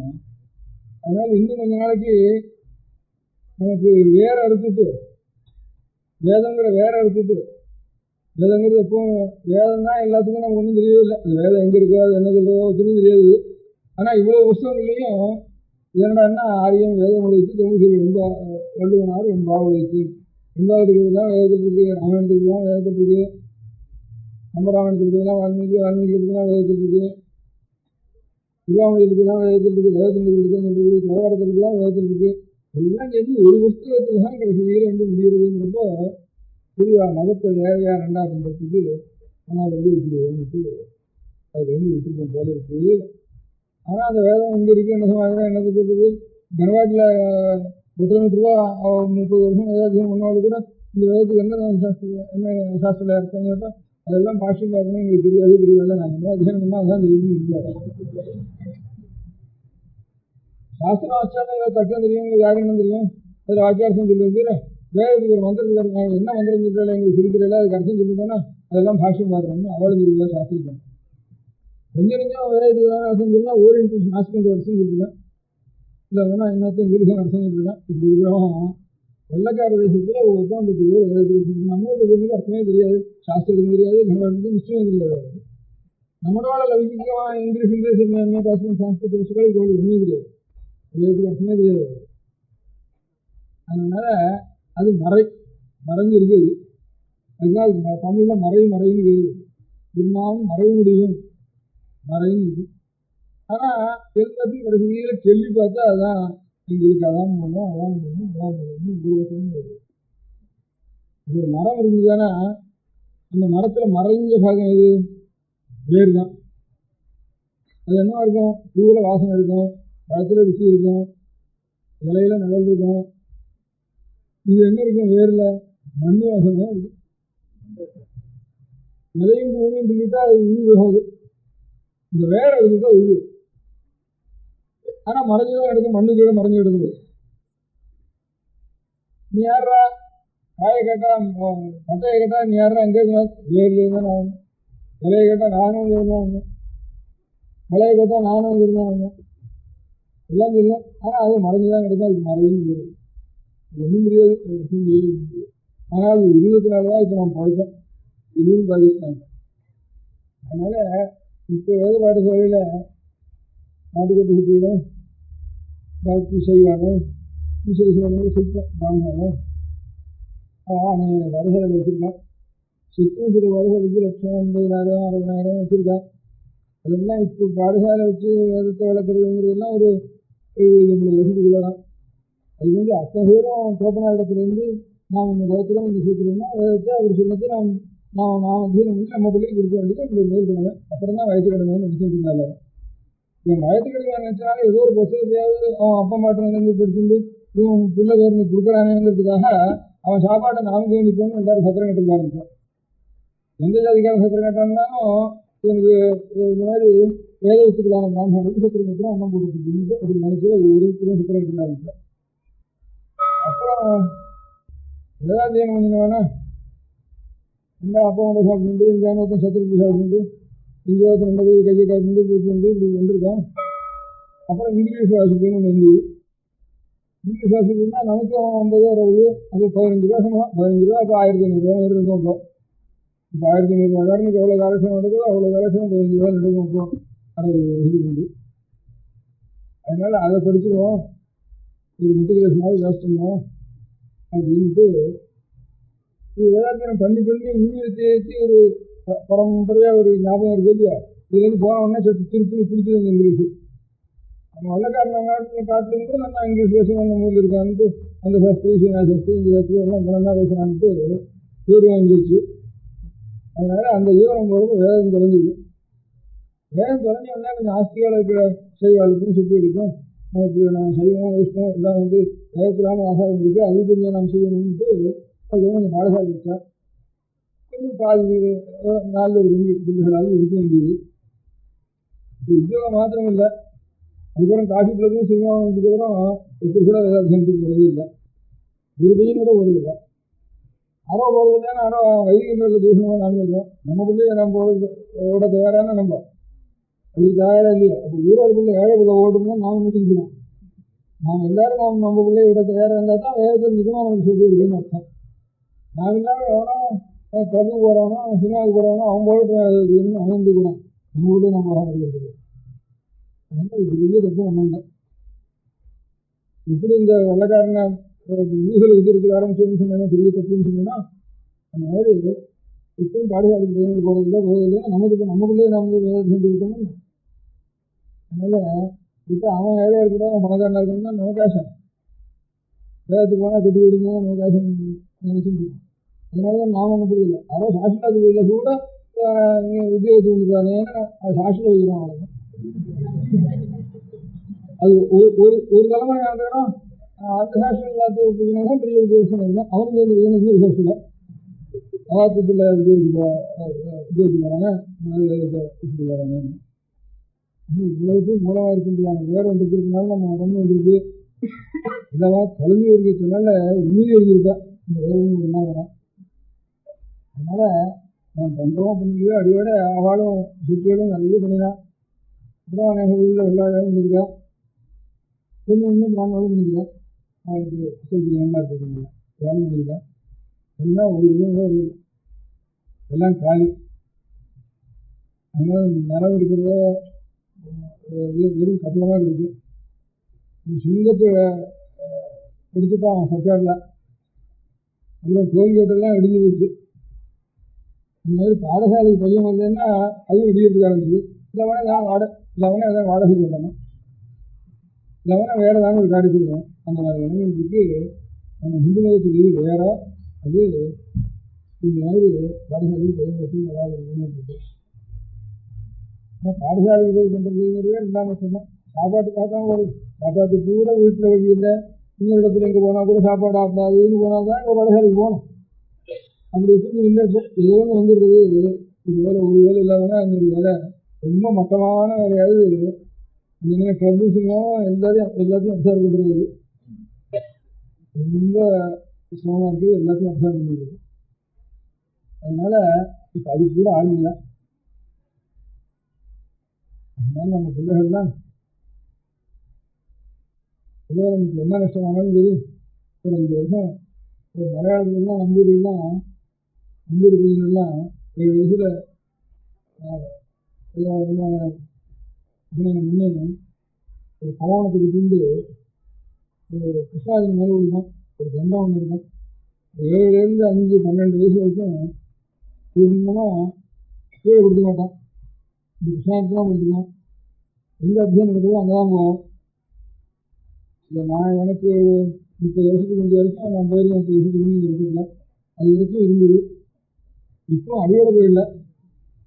இது பெரிய கம்யூனிஸ்ட் நம்பூர்காடுன்னு ராஜகரமணன் அவனும் அத்தியானம் பண்ணிட்டுருக்கான்னு சொன்னாங்க. எல்லாரும் அத்தியானம் பண்ண வேணும்னா இந்த ஜாதியிலேயே அத்தனை பேரும் எழுதி விட்டு வேதத்தை அத்தியானம் பண்ணிட்டு இன்னொருத்தனுக்கு கொடுக்க முடியாத ஒரு ராஜத்தை இப்போ பாதி அந்த ஜாதியில பாதி பேர் நிச்சயமாக அத்தியானம் பண்ணியிருப்பேன். அதனால நான் எல்லாரும் அந்த கடமை திரும்ப வர அவன்கிட்ட வாங்கி இன்னொருத்தருக்கு கொடுத்துருந்தோம். 12 வருஷத்துக்கு அப்புறம் ஏதோ படிக்க வைப்போம். அதுக்கப்புறம் நம்ம பையன் அவ்வளோ சம்பாதிக்கிறான்னா சம்பாதிச்சு போகும். அப்போ உத்தியோகத்துக்கு கூட போய் இன்னொரு சலாம் போயிட்டு சேவாவுக்கு கூட பண்ண வேண்டாம். நானும் போய் உத்தரவா கிடையாது வைக்கணும்னு தோன்றிவிடாது. அதுக்கப்புறம் அப்படின்னு மட்டும் உத்தரவா கிடையாது வச்சுட்டு மட்டும் ஆசிரியர் வந்து மோடாக்குட்டி கடை உத்தரவா கடை ஏதாவது வச்சுட்டு இருக்கும். ஒரு சைக்கிள் கடை வச்சுட்டு இருக்கும் போது ஒரு பைசா போதும். பாக்கி என்ன 1000 2000 சம்பாதிக்கிறவங்க எத்தனை பேருக்கு 1000 2000 சம்பளம் வருது. அதுக்கெல்லாம் திண்டாடுறதா 100 ரூபா 150 ரூபா தானே 3 விஷயம். 1000 2000 கடைசியில் கணக்கு பார்க்குறப்போ அவன் இன்னும் ஃபியூச்சர் வரான். அங்கே இருக்கிறது அவன் 2000 3000 வாங்குறான். முதல்ல அவனுக்கு 500 ரூபா சம்பளக்காரன் தேவையில்ல போட்டுட்டு நான் இன்கம் டேக்ஸ் கொடுக்குறதுக்குன்னு அவன் வாங்கலாம். 4000 சம்பளத்துக்கு அவனுக்கு கார்டு வச்சு கொண்டிருக்கு, அது வச்சுருக்கு, இன்கம் டேக்ஸ் கொடுக்குறதுக்கு 500 ரூபாய் இருந்தால் இந்த செலவெல்லாம் இல்லை. 500 ரூபாக்காரன் இன்னும் கொஞ்சம் கூட நீக்கலாம் கொடுக்குறேன்னு இருக்கான். அதனால இதெல்லாம் வெறும் இதுதான் ஆசை தான். என்ன குழந்தைகள்லாம் அது குழந்தைகளெல்லாம் நான் அத்தியானம் பண்ணி வச்சுட்டு அதுக்கப்புறம் அதுலேருந்து வாக்காவது சுற்றி இருக்கணும். இப்போ அதோ அத்தியானம் பண்ண பையன் தான் முதல்ல பாஸ் பண்ணுறான். அப்போ இந்த 10 நாள் வேதாத்தியம் பண்ணலாம் இருக்கணும். எல்லாம் வெறும் லைஃப்லையும் மிராஜாராக இருக்கிறவங்க பிள்ளைலாம் லாஸ்ட்டு தான் உட்காந்துருக்கான். அது நான் பார்த்துட்டு தான் இருக்கேன். ஒரு 2-3 தடவை பிள்ளைகள் வேதாட்சரம் வாயில் வந்தவங்க ஃபஸ்ட்டு பாஸ் பண்ணேன். வாக்கியத்தில் வெறும் சாஸ்திரத்தில் தான் ஐயர்வாதத்துக்கு பையன்லாம் கடைசியில் தான் இருக்கேன். அதை நான் புதுசாக பார்க்குறேன். அதனால ஒரு 5 வருஷம் நமக்கு வேதத்துக்கு வேதத்திலே விட்டுட்டு அதுக்கப்புறம் கொஞ்சம் கொஞ்சமாக சொல்லி கொடுத்து அப்புறம் 20-25 வருஷத்துக்கும் போகட்டும் ஏதாவது ஒரு தொழில் அப்புறம் ஆரம்பிக்கிறேன் அப்படிங்கிற தைரியம் வந்தால் தான் இந்த ஆபத்து நிறுத்தியாகும் வகுப்புது. நம்ம மதம் வச்சுக்கணும்னா ப்ராபகண்டா மிஷன் அதை பண்ணணும் இதை பண்ணணும்னா அவன் மதத்துக்கு இந்த மாதிரி அடிப்படை கிடையாது. அந்த மதம் இருக்குன்னா வேறு நிமிஷம் அடிப்படை. நமக்கு அப்படி இல்லை. மறை இருந்தால் எல்லாத்தையும் கலையும் தப்புவோம். அந்த வேதத்தை வசதிக்கு அனுப்பிச்சோன்னா அவருடைய தபசு இதனால தான் நம்ம நிற்கிறது. பாக்கியமதங்கள்லாம் ப்ராபகண்டா ஆள் ஜாஸ்தி சேர்க்கிறது. அதனால வாஸ்தவமாக நம்ம அனுஷ்டானம் பண்ணி தபசு பண்ணி மந்திரார்த்தத்தை தெரிஞ்சுன்னா ஈஸ்வர அனுகிரகம் தானாக ஏற்படும். அந்த ஈஸ்வர அனுகிரகத்தினால இந்த மதம் நிற்கும். அந்த இல்லாத அவளுக்கெல்லாம் வேற பிரகாரம் ஒவ்வொருத்தருக்கும் ஒவ்வொரு பிரகாரம் ஒவ்வொரு பிரகாரம் அவாவா அந்த மாதிரி மார்க்கங்களை சொல்லிட்டு இருக்கேன். நமக்கு அந்த மார்க்கம் இல்லை. அதனால பிள்ளைகள்னாலையும் இந்த மாதிரி மலையாளத்தில் இப்பவும் செஞ்சுட்டு பாதி ஜனங்கள் செஞ்சுட்டு அந்த மாதிரி எல்லாரையும் பூர்ணமாக அவாவாத ஒரு சாக்கை சிறுவர் சுக்ரஜிஸு சிறுவர் சாமம் சிறுவர் ருத்வேதம் சிறுவர் கிருஷ்ணஜிஸு இந்த 4 நம்ம தேசத்தில் இருக்குது. இதில் ஏதாவது ஒரு சங்கீதையாவது பூர்த்தி இருக்குது. அதுக்கப்புறம் அதுக்கப்புறம் தான் ஆலோசிக்கிறது பாக்கி விஷயத்தை அப்படி இருந்து தீர்மானம் செஞ்சோம்னா நல்லது அப்படின்னு ஒரு அபிப்பிராயம். அதுக்கு அடுத்தபடி இதை படிச்சுவானா என்ன பிரயோஜனம் அப்படிங்கிறதுனால தானே இப்போ ஒருத்தரும் பாடசாலைக்கு போகணும். பாடசாலைலாம் சுத்தமாக கொடுக்கு இதுதான் இடியுது இல்லைனா வாடகைக்கு விடுறான் இல்லைனா வேறு வேலைக்கு போய் கொடுக்குறான். இப்படி எல்லாம் பண்ண முடியாத நிலையில் வெறும் வேதாத்தியம் மாத்திரம் இல்லை பிச்சை வாங்கினப்போ இந்த புத்த மதத்துலலாம் ஒவ்வொரு மனுஷனும் ஜென்மத்தில் ஒரு 20 நாளோ 25 நாளோ பிக்ஷுவாயிடணும்னு பர்மாருமா சிலோகங்கள்லாம் சயாமங்கள்லாம் ராஜா வந்து கொஞ்ச நாளைக்கு சாமியாயிடணும் சன்னியாசி ஆகிடணும் புத்த பிக்ஷுலாம். அப்புறம் விட்டுட்டு அதுக்கப்புறம் வீட்டுக்கு வந்து எல்லாத்தையும் பண்ணுது. இது புத்த பிக்ஷுவாகணும். நம்ம மதத்தில் சாமியாரை போயிட்டாங்கன்னா அப்புறம் வீட்டுக்கு வந்து கல்யாணம் பண்ணிக்கூடாது. அவன் மதத்தில் ஒரே சாமியாரை பிக்ஷுவாக இருந்தால் எத்தனை பேர் வேணால் கல்யாணம் பண்ணிக்கிறாங்க. ஆனால் ஒவ்வொருத்தரும் ஒவ்வொரு சாமியார் ஆகணும் அப்படின்னு பிக்ஷு ஆகணும். ராஜா வந்து இத்தனை பேரெல்லாம் கூட போட்டுருந்தான். அவன் வந்து இத்தனை எல்லாம் மொட்டை அடிச்சுட்டு மஞ்சள் துணி கட்டிட்டு கையில் பிச்சை பாத்திரம் வாங்கிட்டு நேரத்து பிச்சை வாங்கிட்டு ஆரம்பித்தான். ராஜா இத்தனை நேரம் நின்றுட்டு பிரம்மாவில் பிரைம் மினிஸ்டரோ ராஜாவோ எல்லோரும் இந்த மாதிரி பண்ணலாம் அப்படின்னு சொல்லி ஓட்டிட்டு. நம்ம மதத்தில் மேலாசிரமத்துக்கு போனால் அப்புறம் கீழே வரக்கூடாது. அவன் ஆசிரமத்துக்கு எத்தனை பேராக வரலாம். ஒரு விஷயத்தை பற்றி 10 பேரும் என் ரசனா வந்தோம் கல்யாணம் பண்ணுவோம் 10 பேரும் விட்டுட்டு போயிடுவோம் அப்படின்னு மனம் சொல்கிறோம். அது ஒரு மாதிரி அவளுடைய பழக்கம். அதனால் நமக்கு இந்த சன்னியாசம் கிடையாது, சன்னியாசி எதுவும் சொல்லி போக முடியாது. அந்த பிரம்மச்சாரிகளாக 7வது வயசுலேயே பிச்சை வாங்கிட்டு தன் வீட்டில் சாப்பிடுறது, 4 வீட்டில் போய் பிச்சை வாங்கிட்டு வரணும். குரு சொல்லி கொடுக்குறானே அவனும் என்ன பண்ணுறது, அவனுக்கு விஷயத்துக்கு என்ன பண்ணுறது, குருகுலங்கிறது இதாக இருக்கும். குருகுலம் கொடுக்கலாம்னு நிறைய பணம் வசூல் கொண்டு குருகுலம் பேரை போட்டு அவனுக்கு சம்பளத்தை போட்டு இவனுக்கு பணத்தை கொடுத்து உட்காந்துக்கணும். அது குருகுலமே இல்லை. இது அதனால குருகுலம்னா பையனை குருகுலத்துக்கு வேண்டி விட்டுற வேண்டியது. உபநயனம்னா உபநயனா கிட்ட, நயனம்னா அழிச்சு போகிறதுன்னு இருக்கும். குரு கிட்ட அழிச்சு போகிறது தான் உபநயனம்னு இது. நயனம்னா அழைத்து கொண்டு போவதற்கு தான் நயனம், அழைச்சிட்டு போகிறதுக்கு தான் நயனம்னு இது. நாயகன்னா நடத்துகிறவன், அதுதான் நாயகன். சேனாநாயகன்னு சொல்லுவோம். இது கூட லங்கையில கொண்டாடி சேனாநாயகான்னு சொல்லுவோம். சேனாநாயகன்னா நாயருங்கிறது அதான் அர்த்தம். நம்ம தேசத்தில் நாயக்கருங்கிறது அதான் அர்த்தம். நாயுடுங்கிறதுக்கு அதான் அர்த்தம். ஒரு சைன்யத்துக்கு சீட்டீடாக இருக்கும். படையாட்சின்னு சொல்கிறோம், படையாட்சி சொல்கிறோம், படையாட்சின்னு இருக்கும். இந்த மாதிரி நாயக்கன்னு சொல்கிறோம். இந்த படையாட்சிகளே தான் நம்ம கடலூர் வரைக்கும் படையாட்சின்னு வேறு, கடலூருக்கு அப்புறம் செங்கல்பட்டு மெட்ராஸ் வரைக்கும் நாயக்கர்னு வேறு, அவளுக்கு வன்னியர்களுக்கு. இந்த மாதிரி நாயகன்னா நடத்திக்கிறவன் அப்படின்னு. கண்ணுக்கு சர்வேசு காலத்து நயனம் பிரசாரம்னு சொல்லணும். நயனம்னா கண்ணுக்கு பேர். கண் என்ன பண்ணுறது, அதுவும் நம்ம கை கொடுத்து அழிச்சுன்னு போடுது. பொட்டையனை நடத்திட்டு போகிறவங்க கையில் ஒரு கை கொடுத்து மொத்தம் ஒரு பையன் வந்து அழிச்சுன்னு போகிறான். அவன் தான் இவங்க நாயகன். நாயகன்னா நடத்தி அழைத்து கொண்டு போகிறவன் அப்படின்னு இருக்கும். கண் இல்லாததுன்னா கை வேண்டியிருக்கு, ஒரு ஆள் வேண்டியிருக்கு. கண் இருக்கிறவனுக்கு, கண் இல்லாதவனுக்கு இந்த ஆளும் கழியும் எந்த வேலை செய்யுதோ அந்த வேலை இந்த கண் செய்யறதோ இல்லையா. கண் தான் நமக்கு இந்த இடத்துலேருந்து அங்கே அழிச்சுன்னு கொடுக்கணுமா. கண் இல்லாமல் இன்னொரு ஆளுநர் வந்து அழிச்சுன்னு கொடுக்குது. அதுக்காக இன்னும் நயனம் தான். நயனம் பேர் இருந்து காரணம் நம்ம ஒரு இடத்துல இன்னொரு இடத்துக்கு அழிச்சுன்னு போடுறது, நடப்பிடித்து கொண்டு போடுறது. அதனால கண்ணுக்கு நயனம்னு பேர். உபநயனம்னா குருவுடைய சீரத்துக்கு அழித்து கொண்டு போவது, வந்து விட்டுறது. ஒரு 5 வருஷம் அந்த விஷயமும் விட்டுறது. சாப்பாட்டுக்கு என்ன பண்ணுறதுன்னா, இது பிச்சை வாங்குறது 5 இத்தனை வீட்டில் வீட்டில் பிச்சை வாங்கினோம்னா வாத்தியார் என்ன ஒன்று சாப்பிட்றதுக்கு நம்ம வயதுக்கு வந்து வாத்தியார் வயதுன்னு பண்ண முடியாது. பிச்சை வாங்கி தர வேண்டியது, வாத்தியார் விட்டு வேண்டியது அன்னன்னைக்கு சாப்பாடு. சோறாக தான் இருக்குது. சம்பளம் பேங்க்கு செக்கு அதெல்லாம் என்ன கிடையாது. இப்போ சோத்தோட சேருனா மறுநாளைக்கு இருக்காது, நிற்கின்னு தீர்த்து தான் நிற்கும். அதுக்கப்புறம் பழம்னு இன்னும் மறுநாளைக்கு அடுத்த வருஷம், அதுக்கப்புறம் அடுத்த செஞ்சுரி வரைக்கும் இருக்க முடியாது. இருந்தாலும் அதில் தான் தில்லு வந்து போகிறது எல்லாம் பண்ண முடியும். சோத்தில் அதிகமாக போர்க்க முடியாது, தில்லு தான் தீர்க்கணும். 1000 பேருக்கு சோறு போட்டால் அப்படி அவ்வளவு இருக்கிற வேலை வீணாக தானே போகிறதுன்னா எனக்கு இது இல்லை. அவ்வளவுக்கும் நரிக்கிறவங்க காத்துட்டு இருக்காங்க.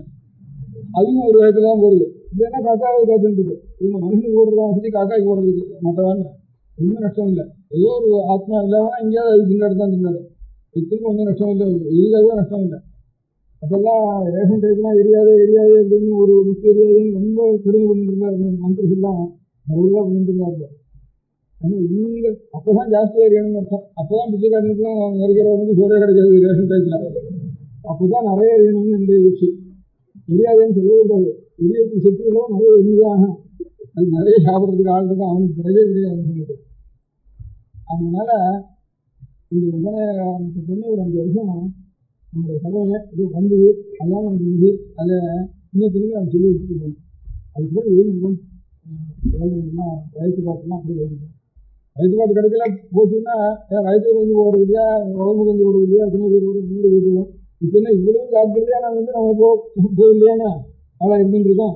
அதனால திண்டாடு திண்டாடுறோம், வயசுக்கு இல்லாமல் திண்டாடுறோம், திருத்திரமாக திண்டாடுறோம், அநேக காரணத்தினால சுற்றி போகிறோம். அதுதான் போட்டுவேன். இதுக்காக தேசத்துக்காக எத்தனை பேர் போடல.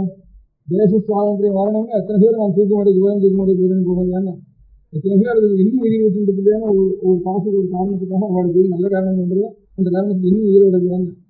அதனால நமக்கு ஒன்றும் இல்லை. ஒரு இந்த மாதிரி எதுக்காக நமக்கு ஏற்பட்டுதோ அந்த மாதிரி அந்த கடமை நாம் செய்ய வேண்டியது. இது நம்முடைய மதம் சொன்னால் அதுக்கு பிராணிகளுக்கு அதுக்கு சிரமமானது. அவளுக்கு எப்பவும் சாட்சியமான மரணத்துக்கு அப்புறம் கூட அவளுக்கு நல்வழிக்கு காரணம் அப்படிங்கிற எண்ணத்தினால தான் அந்த ஒரு புத்தகங்களையும் அந்த நூலையும் அந்த அனுஷ்டானத்தையும் வச்சுருக்கோம். அது எல்லாத்தையும் வசதி, நம்ம வயத்துக்கான வசதி, நம்ம ஈரக்கான வசதி அப்படின்னு நினைச்சிருந்தோம்னா இது பற்றி எல்லாருமே என்ன வேண்டாம். எல்லாரும் ஒரு 5 வருஷம் மாதிரி எல்லாரும் பண்ணிடணும்னு நினைக்கிறாங்க. அப்போ இந்த பிச்சை வாங்கணும், வீட்டில் வச்சுக்கூடாது. இப்படி 4 சிஷ்யம் இருந்தாலும் 4 பேர் கணக்குவாதி வாத்தியாருக்கு வாதின்னு ஒன்று கொடுத்துருந்தா வாத்தியாருக்கு சம்பாதிக்கவே வேண்டாம். வாத்தியாரோட சம்பாதிக்க வேண்டாம். 4 சிஷ்யம் இருந்தால் பிச்சை வாங்கி போட்டு ஒவ்வொருத்தரும் வாத்தியாருக்கு பாதி கொடுத்துட்டாங்கன்னா வாத்தியார் வீட்டில் ஒரு முறை போட்டு சாப்பிட்டோம்னா சரியாக போயிடும். செத்தா விடுவோம் முறை போட்டு சாப்பிட்டோம் அதுவும் போகவே வேண்டாம். இன்னும் நல்லா உடம்பு இல்லாமல் இருக்கும், பயத்தையும் சாப்பிட்டுருக்கோம். அதனால அந்த மாதிரி ஒரு சம்பிரதாயம் திவ்ய சம்பிரதாயம் போனால் அப்படி அது வளரணுமானா இப்போ இருக்கிற நிலையில நாம் பண்ணோம்னா நமக்கு என்ன ஒன்றும் உபகாரம் இல்லையே அப்படின்னு பணம் வராது. பையன் கஷ்டம் நாமே இப்படி கொண்டாடுறோம், வேலையாக இருக்கிறோம், நம்ம காட்டுனா நம்ம பையன் இன்னும் கஷ்டப்படுவோம், ஏதாவது அதிகம்னா அந்த இருக்கிற எண்ணம் எல்லாருக்கும் இருக்கு. அது நீட்டு பண்ணுறதுக்கு நல்ல ஒரு நம்ம எல்லாம் பணங்காது உரண்டோம். இந்த பணம் கேள்வி கேளுன்னு சொல்கிறா என்னுடைய நல்ல அதிகம் பண்ணுறாங்க. அதனால ஏதாவது நினைக்கிறது அவன் நிறைய லட்சமாக சுற்றி முதல் வச்சுட்டு இருக்கா, அங்கே போக முடியல, போகிறதுக்கு ஆள் இல்லை. அவன் போகிறதுக்கும் வேற இருக்கா. சத்திரம் கட்டினாக்கூட வந்து சாப்பிட்றதுக்கு ஆள் இருக்கா. எல்லாரும் அவன் ஒரு சம்பாதிக்கணும் உத்தியோகம் அப்படி ஓடுறதுனால நித்தியாலாம் சாப்பிட்றதுக்கு ஆளே கிடையாது, ரொம்ப குறைஞ்சி போயிருக்கும் இந்த காலத்தில். அதனால இந்த எல்லாரும் யார் வந்து அத்தியானம் நியமாத்தியானத்தோட இந்த மாதிரி ஒரு பாடசாலை செய்கிறாங்க, ஒரு குரு வீட்டுக்கு போய் விசாகம் நம்ம நீண்டு அவனுக்கும் இந்த போய் வாங்கி போட்டுட்டு நாமும் வச்சு வாங்கி சாப்பிட்டு அப்படி இருக்கிற பிள்ளைகளுக்கு பெற்றோர்களுக்கோ இந்த பெற்றோர்கள் தானே இப்போ சந்தேகப்பட்டு பயப்படுறான். அப்போ நான் எல்லாரும் அந்த பெற்றோர்களுக்கோ அல்லது இந்த குழந்தைகளுக்கு ஏதாவது வேணுமானா அந்த குழந்தைகளுக்கோ நான் வந்து கொஞ்சம் முதல்ல ஆரம்பிக்கிற காலத்தில் நம்ம குழந்தைகளெல்லாம் அப்படி வச்சுக்கணும். முதல் இன்னும் சில ஏழைகளான குழந்தைகளை இந்த மாதிரி பண்ணுறதுக்கு அவள் பெற்றோர்களுக்கு அவங்க இருக்கிற இடத்தை தேடி அப்படி யாரும் 2 பேர் இருந்தால் கூட அவளுக்கு வந்து அவளுக்கு கஷ்டம் இல்லாமல் ரொம்ப கஷ்டப்பட்டு கழிச்சுட்டு இருக்கிற காலத்தில் அப்பா இதை வச்சுட்டு 1 மாதம் காலம் சொல்லணும் அப்படின்னு நம்ம கையாளான பணத்தை நான் அவளுக்கு போய் கொடுக்கணும். அப்படி கொடுக்குறதுக்கு என்ன பண்ணுறது அப்படின்னா எனக்கு தோன்றது, ஒவ்வொரு வீட்லேயும் ஒரு குழந்தை பேராலையோ ஒரு பெரிய பெரியவாள் பேராலையோ அவான் பேரால ஒரு உண்டியல் கட்டி வச்சுக்க வேண்டியது. அந்தந்த நட்சத்திரத்தில் ஜென்ம நட்சத்திரத்தில் ஒரு 6000 ரூபா இந்த உண்டியல் விட வேண்டியது. 27 நட்சத்திரம் அதில் 13,000 ரூபா சேரும். 12 நட்சத்திரம் வரும், 12 13 வருது. அதுதான் 27 கணக்கு பண்ணிங்க. ஒரு நட்சத்திரத்துக்கு 1 ரூபா விட வேண்டியது. எத்தனை நட்சத்திரம் வருதோ இந்த நட்சத்திரத்தில் 13 நட்சத்திரம் வரலாம் ஒரு வருஷத்துக்கு. அந்த 13 ரூபாயை வேறு ரீதியாக 215 ரூபாய் கணக்கு பண்ணிட்டு அதை வந்து இந்த அத்தியானம் பண்ணுற வாழ்க்கையில் யாரு வந்து பணம் கொடுக்குறாங்களோ அதுக்காக அப்பேற்பட்ட வைக்கிறதுக்கு சில பேர் செய்கிறார். இப்போ எந்தெந்த ஊரில் வேதாத்தியனம் பண்ணிட்டு இருக்கா, அதில் முக்கியமாக ஒரு குருவண்டத்தில் போய் அந்த குரு ஒன்றும் சம்பளம் வாங்குறதுக்கு இடம் இல்லாமல் ஏதோ ஒரு சாஸ்திரம் அவர் அத்தியனம் பண்ணுவார் அப்படின்னா அவரண்டு போய் இதெல்லாம் போய் இது பண்ணுறதுக்காக ஒரு சில அப்படி பிக்ஷா வாங்கிட்டு அத்தியானம் பண்ணுற பையன்கள் இன்னதோ ரொம்ப அபூர்வமாக லட்சத்தில் இருக்கணும் 10 லட்சத்தில் இருக்கணும் இங்கே இருந்துருக்கேன் அப்படி இருக்கிற அதை தேடி பிடிச்சி அவளுக்கு பணம் கொடுக்குறது சில பேர் கைது பண்ணுறான். அது தவிர கொஞ்சம் இன்னும் பாடசாலையில் விட்டு ஒருத்தர் 2 பேராவது படிச்சுட்டு இருக்காங்க இந்த உயிரை பிராணம் வச்சுட்டு. அப்படி இருக்கிறவன் பாதையில் விட்டு போகாமல் இருக்கிறதுக்கும் அவார்டு பெற்றவர்களுக்கும் அப்போ நீங்கள் குழந்தைகளை பூர்த்தியாக பண்ணுங்க அப்படின்னு கொடுத்து அப்புறம் அந்த அத்தியானம் பூர்த்தி ஆனதுக்கப்புறம் உங்களுக்கு நீங்கள் உபகாரம் பண்ணுறோம் அப்படின்னு இருந்தானா வீட்டை தீபம் பண்ணவும் பண்ணலாம். அதுக்காக சில பேர் இந்த கைத்தறிக்கு எடுத்துட்டு நடத்திட்டு அவளுக்கு வருஷத்தில் ஒரு 15 ரூபா அவனுக்கு ஒரு குடும்பத்தில் இருந்தால் ஒரு நட்சத்திரத்தில் அந்த நட்சத்திரத்துக்கு குழந்தையோட நட்சத்திரத்தில் வேதத்துக்காக எடுத்து நான் போட்டு வச்சுருக்கோம். வந்து முடிக்கிற சமயத்தில் அந்த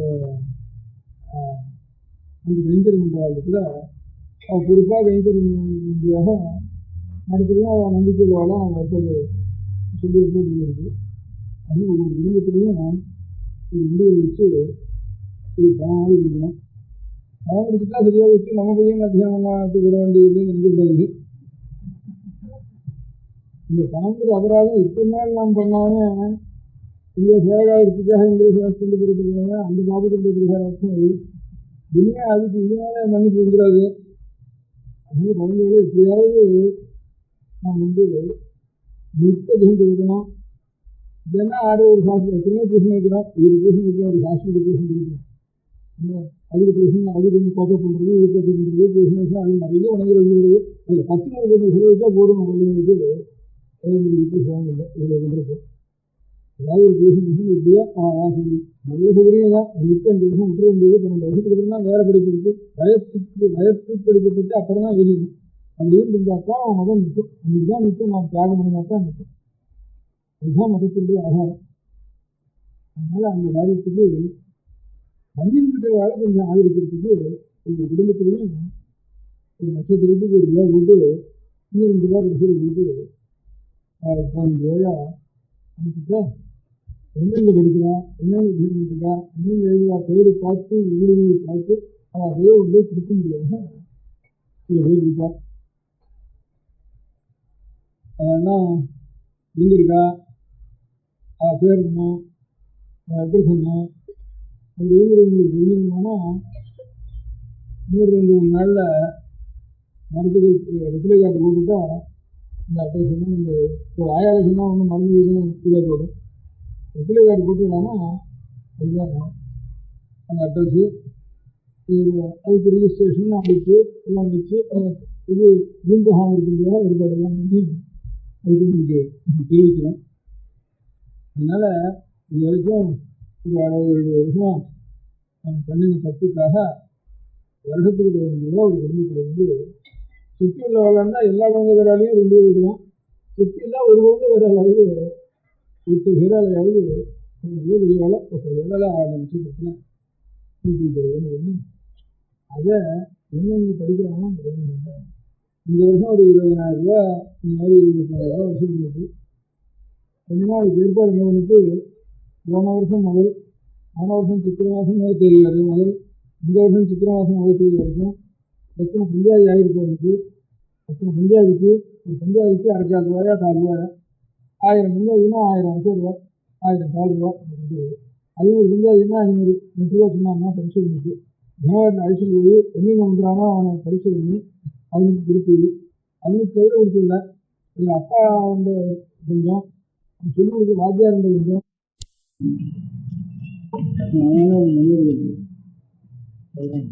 வேலை வேலை வந்துருங்க.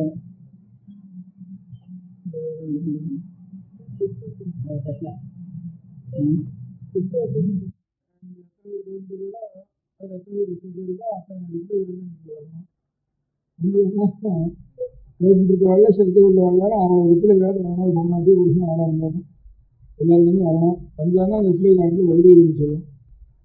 அதுக்கப்புறம் அந்த 15 ரூபா வந்தோடனே பிரசாதம் தெரியும்னு பேசியிருக்கோம்.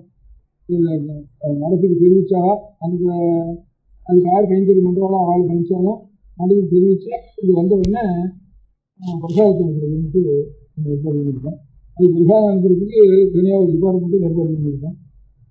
அதனால் இந்த மறைஞ்சு கிடக்கிற இந்த மண்ணு நாற்றம் அடிக்கிற வேதத்தை மண்ணு நாற்றம் ரொம்ப ருசியாக தான் இருக்கும், ரொம்ப வாசனையாக இருக்கும். அவங்களுக்கு தெரியாது இந்த மழை பெய்யான வெயில் நாளில் மழை பெய்யுறது கொஞ்சம் அது வந்தோடனே திரும்ப ஒரு 5 வருஷம் கழிச்சு ஒரு மண் வாசனை ஒன்று வரும். ரொம்ப ருசியாக இருக்கும் அந்த மண் வாசனை. துளசியுடைய மூலத்துக்கு இருக்கிற வேரில் இருக்கிற மண்ணை எடுத்து பார்த்தோம்னா இந்த மண்ணெல்லாம் வாசனை இருக்கும், துளசி வாசனை இருக்கும். இது சுலபமாக இருக்கும். அது பாக்கி மல்லிப்பூ இல்லிப்பூ முல்லைப்பூன்னா காமத்தை என்ன சில தடவை ஈஸ்வர அர்ப்பணமாயும் பண்ணுறோம், சில இடத்துல நமக்கு காமத்தை விருத்தி பண்ண முடியாத புஷ்பமாக ஆகிடுது. துளசிப்பூ கேவலம் ஆத்மாவை மாத்திரம் சாந்தமும் புத்தியும் கொடுக்கக்கூடியது துளசி வாசனை துளசி இருக்கின்றது. அந்த நாற்றம் அடிக்கிறது வேறில்ல. அதனால மண்ணுக்கு வாசனை இருக்கு. மழை இருக்குதான் தெரியாது வாசனை வாசனை வருது மண் வாசனை. அதனால அந்த மண் நாற்றம் அடிக்கிறது வேணும். அதையாவது ரட்சிச்சு மழையா இருந்தால் கூட அது மழை நாம் காத்திருந்தது தான் நாம் பாகிஸ்தானா போகாமல் இருக்கோம். உலகம் முழுக்க ஒரு ஸ்தானம் இருக்காது, எல்லாம் ஒரே தர்மஸ்தானமா இருக்கணும் லோகம் முழுக்க. அந்த மாதிரி தபஸ்து அனுஷ்டானம் இருந்தானா சகல மதஸ்தானுக்கும் ஒரு பக்தி இருக்கு. உண்மையா தியாகம் பண்ணிருக்கு. நம்மளுடைய உயிர் கிடைச்ச வயத்தை கிடைச்சா கிடைக்கிறது, கிடைக்கா போனது. இந்த 12 வயசுக்கு அப்புறம் தான் நம்ம வயத்தை பற்றி யோசிக்கிறது அப்படிங்கிற ஒரு தியாகத்தை வந்துட்டுதா. ஆனா ஜனங்களுக்கெல்லாம் ஒரு அன்பு வந்துடும். எல்லாருக்கும் நமக்கு சுவாமியோட அனுபவம் தான் நம்மகிட்ட எல்லாருக்கும் அன்பு வருது. நமக்கு சுவாமியோட அனுபவம் கூடாது, நம்ம மட்டும் மாதிரி எல்லாரும் அன்பா இருக்கணும்னு சொன்னாலும் அது நடக்குமா? ஏமாத்த சுவாமி ஏமாத்திட்டு இருக்குவானா, அவர் நம்ம ஏமாத்திடுவார்.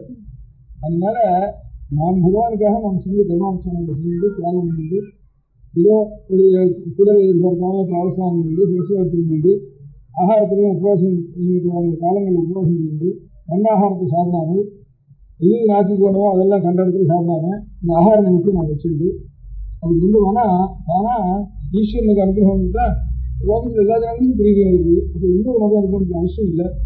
இருக்கிறதுக்குன்னா இப்போ இருக்கிறதுனால அதுக்கு வந்து புரிஞ்ச மத காலம் கிறிஸ்தவம் போச்சு, அது காலம் புதுவம் போச்சு அப்படின்னா அதனால எது வயசுலன்னா அது உண்மையாண்டு இருக்கணும்க்கு. ஆனால் எல்லாத்துக்கும் ஆகியா இருக்க முடியாத மதத்தை தவிர இன்னொரு மதத்தை போய் தேட வேண்டிய அவசியம் என்ன ஜனங்களுக்கு? இதில் ஏதாவது மாசு இருக்கு குறை இருக்குங்கிறதுனால அவங்களுக்கு சொல்ல முடியாது. இது சுத்தமாக இல்லைன்னா இன்னொரு மதம் அவசியம் இல்லை. தானா எல்லா மதமும் ஒரு எல்லாத்தும் ஒரு மதம் தான்டாப்பா, எல்லாத்துக்கும் ஒண்ணுதான், தெய்வம் ஒண்ணுதான் அப்படிங்கிற உண்மை தத்துவம் இதனால்தான் வரும். அந்த குழந்தைகளுக்கெல்லாம் 12வது வயசுக்கு அப்புறம் தான் வயத்தை போட்டு யோஜனை பண்ண வேண்டியது. 6வது இப்போ இன்னைக்கு நாள் வந்து ஏதாச்சும் இத்தனை யோஜனையும் அத்தியானம் பண்றேன். லைஃப் 30 வருஷம் 15 வருஷம் எல்லாத்தையும் வச்சுட்டு நான் மட்டியா இருந்தாலும் இருக்கேன், இதை நட்டு பண்றேன் இருந்தாங்கன்னா நாம் பண்ணாத ஒரு குறைய அவனிடத்துல கொண்டு போய் கொடுக்கணும். அதுக்கு ஒவ்வொருத்தரும் ஒரு நட்சத்திரத்துக்கு மனசு வச்சுட்டு ஒரு 15 ரூபா அனுப்பிச்சு கொடுக்கணும். 6 பெண் கொடுக்குறதுக்கு தான் வந்து என்ன அவளுக்கு பிள்ளைகள் இருந்தாலும் அதுக்கெல்லாம் பதில் எழுதிருக்கணும். அதனால நீங்க எத்தனை இது ரசிக்கிறதுக்கு பணம் கொடுக்குறது 2வது செகண்டரி பிள்ளை கொடுக்கணும். அது வரும் பணம். பணத்தை கொடுத்துட்டு ஒரு கால பணத்தை கொடுத்துட்டு சரியா போச்சுன்னு நினைக்கிறது. பிள்ளையும் தான் உண்மையா நீங்க மதத்துக்கு பிராதிகங்களே வேண்டாம், டிசைன்லேயே வேண்டாம், அதுக்கு பணம் வேண்டாம், ஆஸ்பத்திரி வைக்க வேண்டாம், 10 பேர் வேண்டாம், டைவர்ஸே வேண்டாம், எந்த இது வேண்டாம். நம்ம செய்ய போட்டு நம்ம ஜெயிச்சுட்டுவானா நம்ம ஜீவிச்சுட்டு வந்தோம்னா நான் சகல மதங்களும் அன்போட எல்லாத்துக்கும் ஆதிகள் இருக்க முடியாத மதம் இதுவும் அந்த மதமாக இருக்குவோம். இன்னும் புதிய மதமும் வேண்டாம், புது தேசத்தினுடைய மதம் வேண்டாம், புதிய காலத்தினுடைய மதமும் வேண்டாம். அப்படி இருக்கிறதுன்னா இந்த தியாகத்தையும் தபசையும் ஈஸ்வர சக்தியும் அதுக்காக இருக்க முடியாத வேதத்தை நம்முடைய பிற்காலத்திலையும் எல்லாருக்கும் உங்களுக்கும் திருவாமணி தேவாரம் திருவள்ளூர் குருள் பகவத்கீதை சொல்லிங்கிறோம். ராமாயணம் பாரதம் பஞ்சமம் வேதாங்கிறோம். வேத பிராதேசாதி சாட்சாத் ராமாயணம் பாரதம் ராமாயணம் எல்லாம் நான் வேதம் அதுதான் எல்லாம் சொல்லுது. அது கொஞ்சம் இருக்கிறதான அது புரியட்டும் முடியாது. நமக்கு புரியலையா அதை வச்சு என்ன பிரயோஜனம்னா இந்த குருடனுக்கு கையில கதைகள் இருந்துருக்கலாம். கூட வந்து ஹரிஜன் இருக்கணும், அவன் குருடன்னு புரியும். இன்னும் ஆகும் நீதான் குருடனாச்சா ஹரிஜன் இருந்துருக்கா எனக்கு அப்படின்னா அப்படியே கட்டு கதை ஒரு கழிவு வச்சுட்டு ஹரிஜன் எடுத்துட்டு அப்படியே ராத்திரி போயிருக்கான் கூட. அவன் குருடன் வெளியே எழுதி வருவதுக்கு ஏன்னா நீதான் கண் தெரியாதனாச்சே இந்த ஊருக்கு உனக்கு ஹரிஜன் இருக்குன்னா எனக்கு இல்லப்பா நீ என் மேல விழாம இருக்குதுன்னா நான் மேல விழாடுறது நான் கீழே விழாம இருக்குது, நான் பள்ளத்துல விழாம இருக்குதுல்ல வீட்டுல உனக்கும் தெரியாது. அதனால நான் வச்சிருக்கேன். அதனால நமக்கு வேதத்துக்கு அசம் தெரியாதுன்னா கூட வேணாமத்து வருவோம். இவ்வளவு நான் வேதத்தை ரசிச்சு வச்சுட்டு சொன்னோம்னா இவ்வளவு ஓடிட்டு வச்சோம், இவ்வளவு சீல் இருந்திருக்கு, இவ்வளவு மனுஷனுடைய ரெக்கார்டுலையாவது முதல் ரெக்கார்டு தான் இந்தியாவில் புதுசாக கண்டுபிடிக்கும் அப்படின்னாலும் நாம் ரசிச்சு கொடுத்து காங்கிரஸ் நம்ம பண்ணி கொடுத்ததுனால அவன் போறப்போ ஒரு பிச்சையாவது போடுறதுக்கு ஓடு கிடைச்ச மாதிரி இப்போ ஓரியன்ட் ரிசர்ச் பண்ணுறதுக்காவது ரெக்கார்டுக்கு இதுதான் இருக்கிறதுக்குலாம் பழைய ரெக்கார்டு. இதுதான் பெரிய பிலாசபிலாம் இருக்கு. பிலாசபி இருக்குங்கிறத தான் ரிசர்ச் ஹிஸ்டாரிக்கல் பாயிண்ட்ல தான் பிலசாபிக்கல் பாயிண்ட் 10 பேர் அப்படி 2 பேரும் பெருசா இருந்தாலும் இன்னும் இதுக்கு மேல ஒரு காட்டுங்கிறது இன்னும் வரல. உபனிஷத்துக்கு மேல ஆச்சாரியாருக்கு மேல இன்னொரு காட்டுங்கிறது அது மேல விடல அப்படின்னு ஒவ்வொருத்தரும் ஒவ்வொரு வயசுக்கு சொல்ல முடியாகும். ஹியூமனுக்காக எதிர்கால வயசு உலகத்திலே கிடைக்கல அப்படிங்கிறத நம்ம நிச்சயிச்சு வச்சிருக்காங்க. ஏதாவது கொஞ்சம் நமக்கு ராஜ்யம் போச்சு, பணம் போச்சு, எல்லாம் வியாபாரம் விட்டு போச்சு, உத்தவம் போச்சு, அடியும் போட்டோம் எல்லாம் இருந்தால் கூட இந்த ஒரு விவரமாக நமக்கு தெரிஞ்சிருக்கு. இந்த சிலாசைகளுக்கு நமக்கு ஒரு சிலாசையும் தெரியாது போனால் கூட கையில் வச்சுருக்க புத்தகத்தில் எல்லாத்தையும் வசந்த சிலாசை இருக்குது. அதனால வசந்த வயசு ஏன்னா ஹியூமன் காட்டு கூட பழைய காட்டு இங்கேதான் இருக்குது அப்படின்னு சொல்ல முடியாமல் நமக்கு தெரியுது. அதை வச்சுட்டு ஒரு காரியம் என்ன போடுறது எல்லாத்துக்கும் நம்ம ராஜ்யம் வேணாம், சுதந்திரம் வேணாம், சுதந்திரம் வேணாம், எப்படி போயிட்டு அதெல்லாம் பாக்கி பார்த்துக்கிட்டோம். இந்த ஒரு காரியம் ஒவ்வொருக்கும் ஒரு காரியம் பார்க்க வேண்டியது. அந்த காரியத்தை அவன் பார்த்துக்க வேண்டியது. அதுக்காக ஒரு பையனை கொடுக்க வேண்டியது. அதெல்லாம் அந்த பையனையும் கொடுக்க வேண்டியது, கொஞ்சம் பணமும் கொடுக்க வேண்டியது, ரெண்டையும் கொடுக்க வேண்டியது. பணம் ஆறு கொடுக்க வேண்டியது. நாளைக்கு லெட்டர் வந்தால் அவளுக்கு இத்தனை பேர் கேட்கறதுல ஒரு லெட்டர் கொடுத்தா கூட அதை சரி எனக்கு இன்னும் நல்லா ஒரு வகையில் அவர்களுக்கு எல்லாருக்கும் தெரியுது அப்படின்னு சமாதானம்.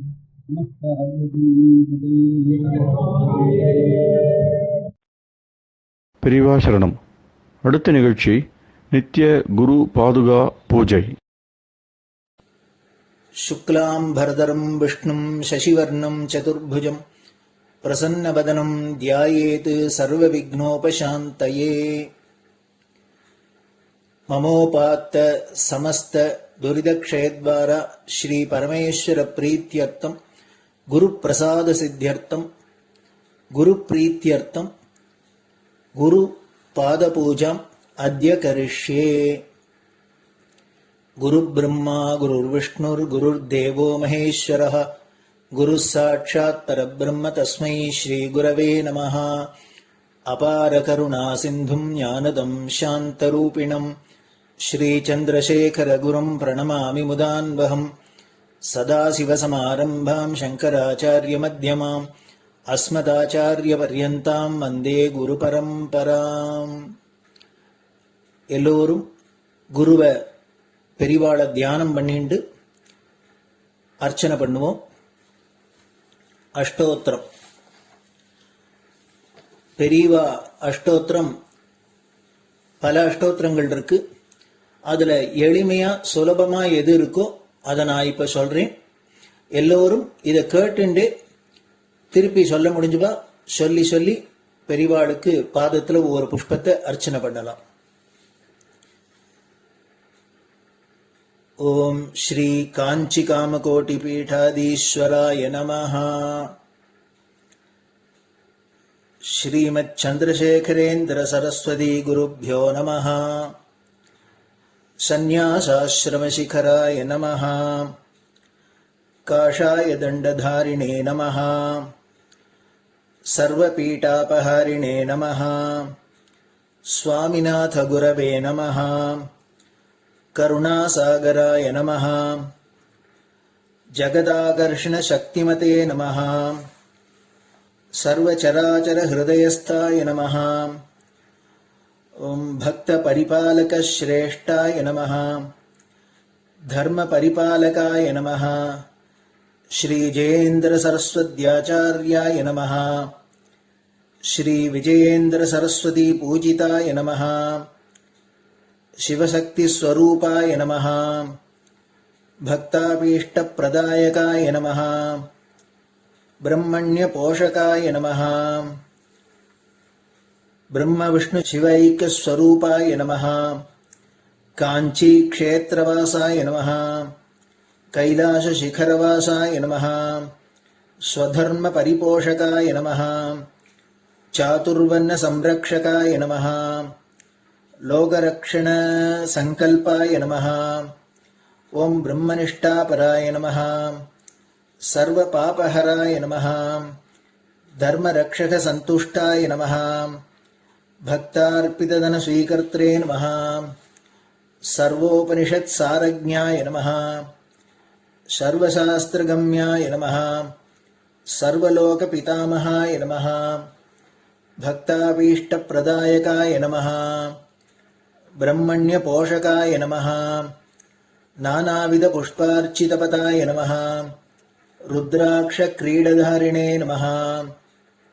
भस्मोद्धूलितविग्रहाय नमः सर्वज्ञाय नमः सर्वचराचरव्यापकाय नमः अनेकशिष्यपरिपालकाय नमः मनश्चाञ्चल्यनिवर्तकाय नमः अभयहस्ताय नमः भयापहाय नमः यज्ञपुरुषाय नमः यज्ञानुष्ठानरुचिप्रदाय नमः यज्ञसम्पन्नाय नमः यज्ञसहायकाय नमः यज्ञफलदाय नमः यज्ञप्रियाय नमः उपमानरहिताय नमः स्फटिकतुलसीरुद्राक्षहारधारिणे नमः चातुर्वर्ण्यसमदृष्टये नमः ऋग्यजुस्साम अथर्वणादिचतुर्वेदसंरक्षकाय नमः दक्षिणामूर्तिस्वरूपाय नमः जाग्रत्स्वप्नसुषुप्ति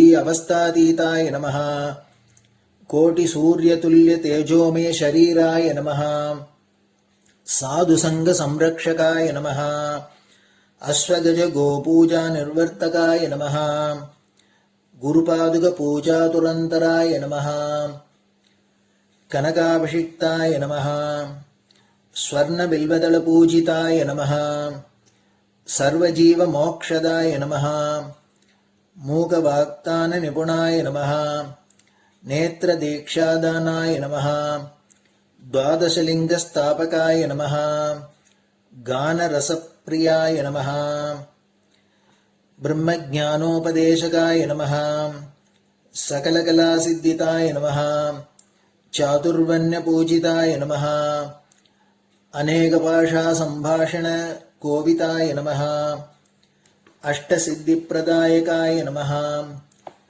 ॐ श्री शारदामठसुस्थिताय नमः नित्यान्नदानसुप्रीताय नमः प्रार्थनामात्रसुलभाय नमः पादयात्राप्रियाय नमः नानाविधमतपण्डिताय नमः श्रुतिस्मृतिपुराणज्ञाय नमः देवयक्षकिन्नरकिंपुरुषपूज्याय नमः श्रवणानन्दकरकीर्तये नमः दर्शनानन्दाय नमः अद्वैतानन्दभरिताय नमः अव्याचकरुणामूर्तये नमः शैव वैष्णवादिमान्याय नमः श्रीशङ्कराचार्याय नमः दण्डकमण्डलोहस्ताय नमः वीणामृदङ्गसकलवाद्यनाथस्वरूपाय नमः रामकथारसिकाय नमः वेदवेदाङ्ग आगमादिसकलकलासतस्प्रवर्तकाय नमः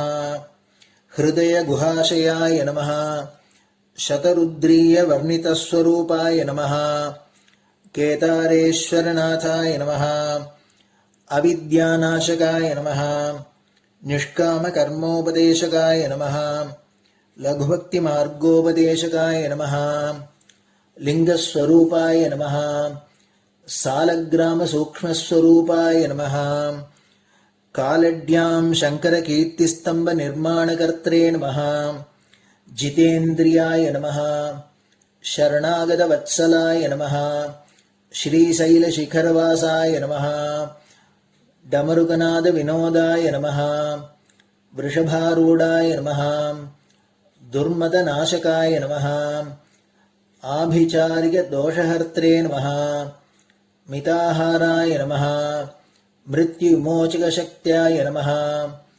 श्रीचक्रार्चनतत्पराय नमः दासानुग्रहकारकाय नमः अनुराधानक्षत्रजाताय नमः सर्वलोकख्यातशीलाय नमः वेङ्कटेश्वरचरणपद्मषट्पदाय नमः श्री महात्रिपुरसुन्दरी समेत श्री चन्द्रमौलीश्वर पूजाप्रियाय नमः श्रीमच्चन्द्रशेखरेन्द्र सरस्वती सद्गुरु परब्रह्मणे नमः गुरुभ्यो नमः परमगुरुभ्यो नमः परमेष्टिगुरुभ्यो नमः परात्परगुरुभ्यो नमः गुरुपरम्पराभ्यां नमः गुरुपादुकाभ्यां नमो नमः.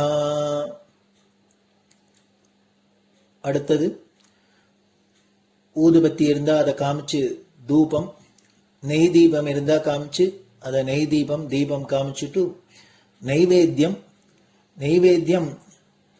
வெத்தலைப்பாக்கு, பழம் இதுலேருந்து ஆரம்பிச்சு அவளுக்கு எது சௌரியமோ அதுபடி நைவேத்தியம் பண்ணலாம். அதுக்கு அடுத்தது கற்பூர ஹாரத்தி பண்ணி எல்லோரும் பிரதட்சிண நமஸ்காரம் பண்ணி பெரியவாள்கிட்ட பிரார்த்தனை பண்ணிண்டு எல்லோரும் க்ஷேமமா இருக்கணும், லோகம் பரம மங்களமா சௌக்கியமா இருக்கணும், எல்லோரும் வியாதி வெக்க இல்லாத ஆயுராரோக்கிய ஐஸ்வர்யத்தோட சாந்தம் அமைதியோட ஞான வைராக்கியத்தோட எல்லோரும் நல்லவர்களாயிருந்து நன்மையை அடையணும்னு பிரார்த்தனை பண்ணி இந்த பூஜையை தினம் செய்யலாம். குரு பிரம்மா குருர் விஷ்ணுர் குருர் தேவோ மகேஸ்வரः குரு சாட்சாத் பரபிரம்ம தஸ்மை ஸ்ரீ குரவே நமः. அபார கருணா சிந்தும் ஞானதம் சாந்தரூபிணம் ஸ்ரீச்சந்திரசேகர குரும் பிரணமாமி முதான்வகம். சதாசிவசமாரம்பாம் சங்கராச்சார்யமத்யமாம் அஸ்மதாச்சாரியபர்யந்தாம் வந்தே குரு பரம்பராம். குரு பாத பூஜை நிறைவடைஞ்சது. பெரியவா சரணம். திருச்சிற்றம்பலம். நிலை பெறுமாறு எண்ணுதியேல் நெஞ்சே நீவா, நித்தலும் எம்பிரானுடைய கோயில் புக்கு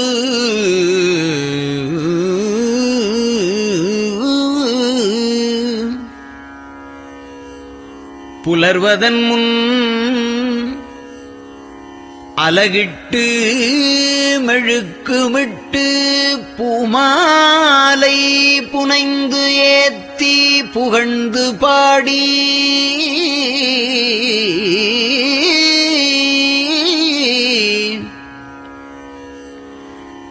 தலையாரக் கும்பிட்டு கூத்தும் ஆடி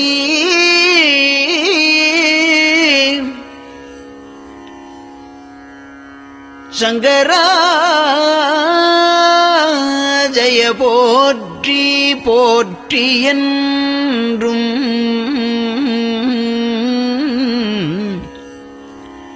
அலைபுனல் சேர் செஞ்சடையம் ஆதி என்றும் ஆரூரா என்றென்றே அலரானில்லே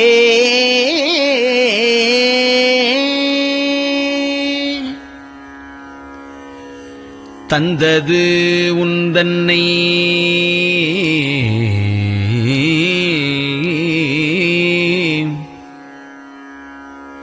கொண்டது எந்தன்னை சங்கரா ஆர்கோலோ சதுரர் அந்தம் ஒன்றில்லா ஆனந்தம் பெற்றேன்.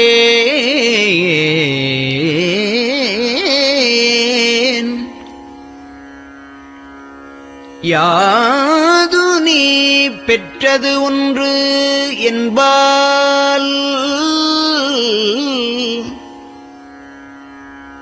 சிந்தையே கோயில் கொண்டயம் பெருமான் திருப்பெரும் துறையுரை சிவனே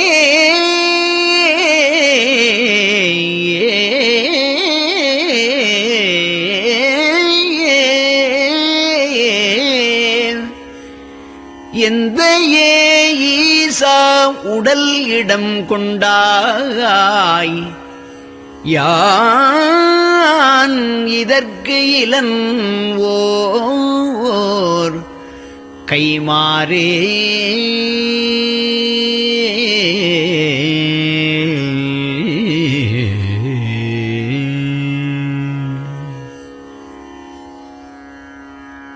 அன்னநடையார் அமுத மொழியார் அவர்கள் பயில் தில்லை தென்னன் தமிழும் இசையும் கலந்த சிற்றம்பலம் தன்னுள்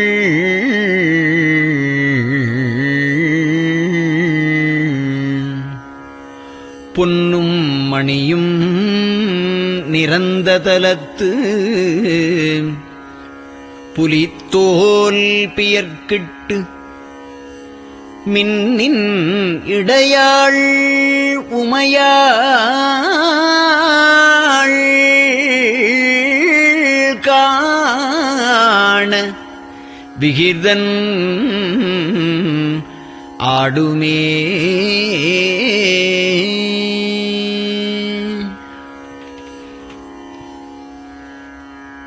நெட்டையிலா உடல் நீத்து என்னை ஆண்ட நிகரிலா வண்ணங்களும்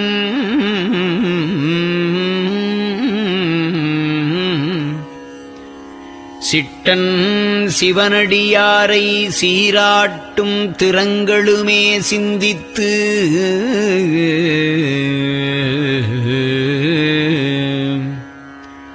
அட்டமூர்த்திக்கு என் அகம் நெகவூரும் அமிழ்தனுக்கு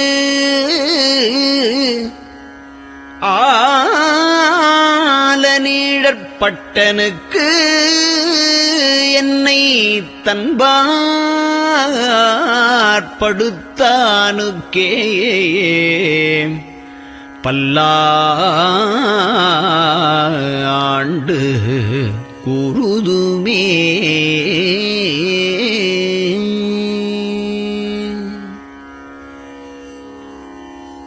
நெஞ்சம் ஈசனைக் காண்பதே விரும்பி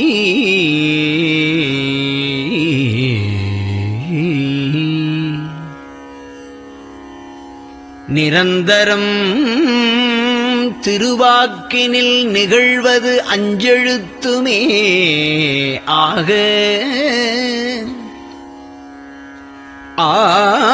ஆளுடைய அம்மை செம்மலர் கைகுவித்து அருளி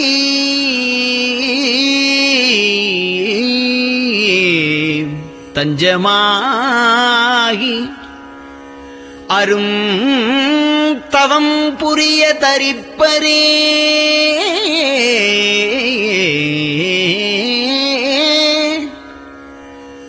அவள் தனிப்பெரும் கணவர்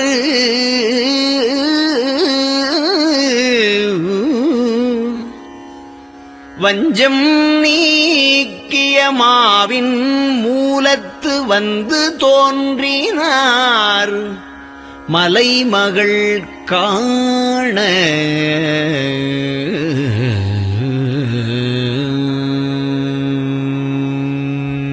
திருச்சிற்றம்பலம்.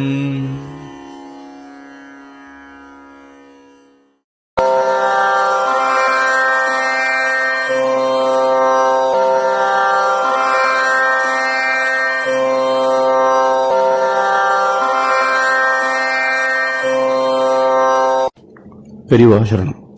பெரியவா வானொலியின் காலை நிகழ்ச்சிகள் இத்துடன் நிறைவடைகின்றன.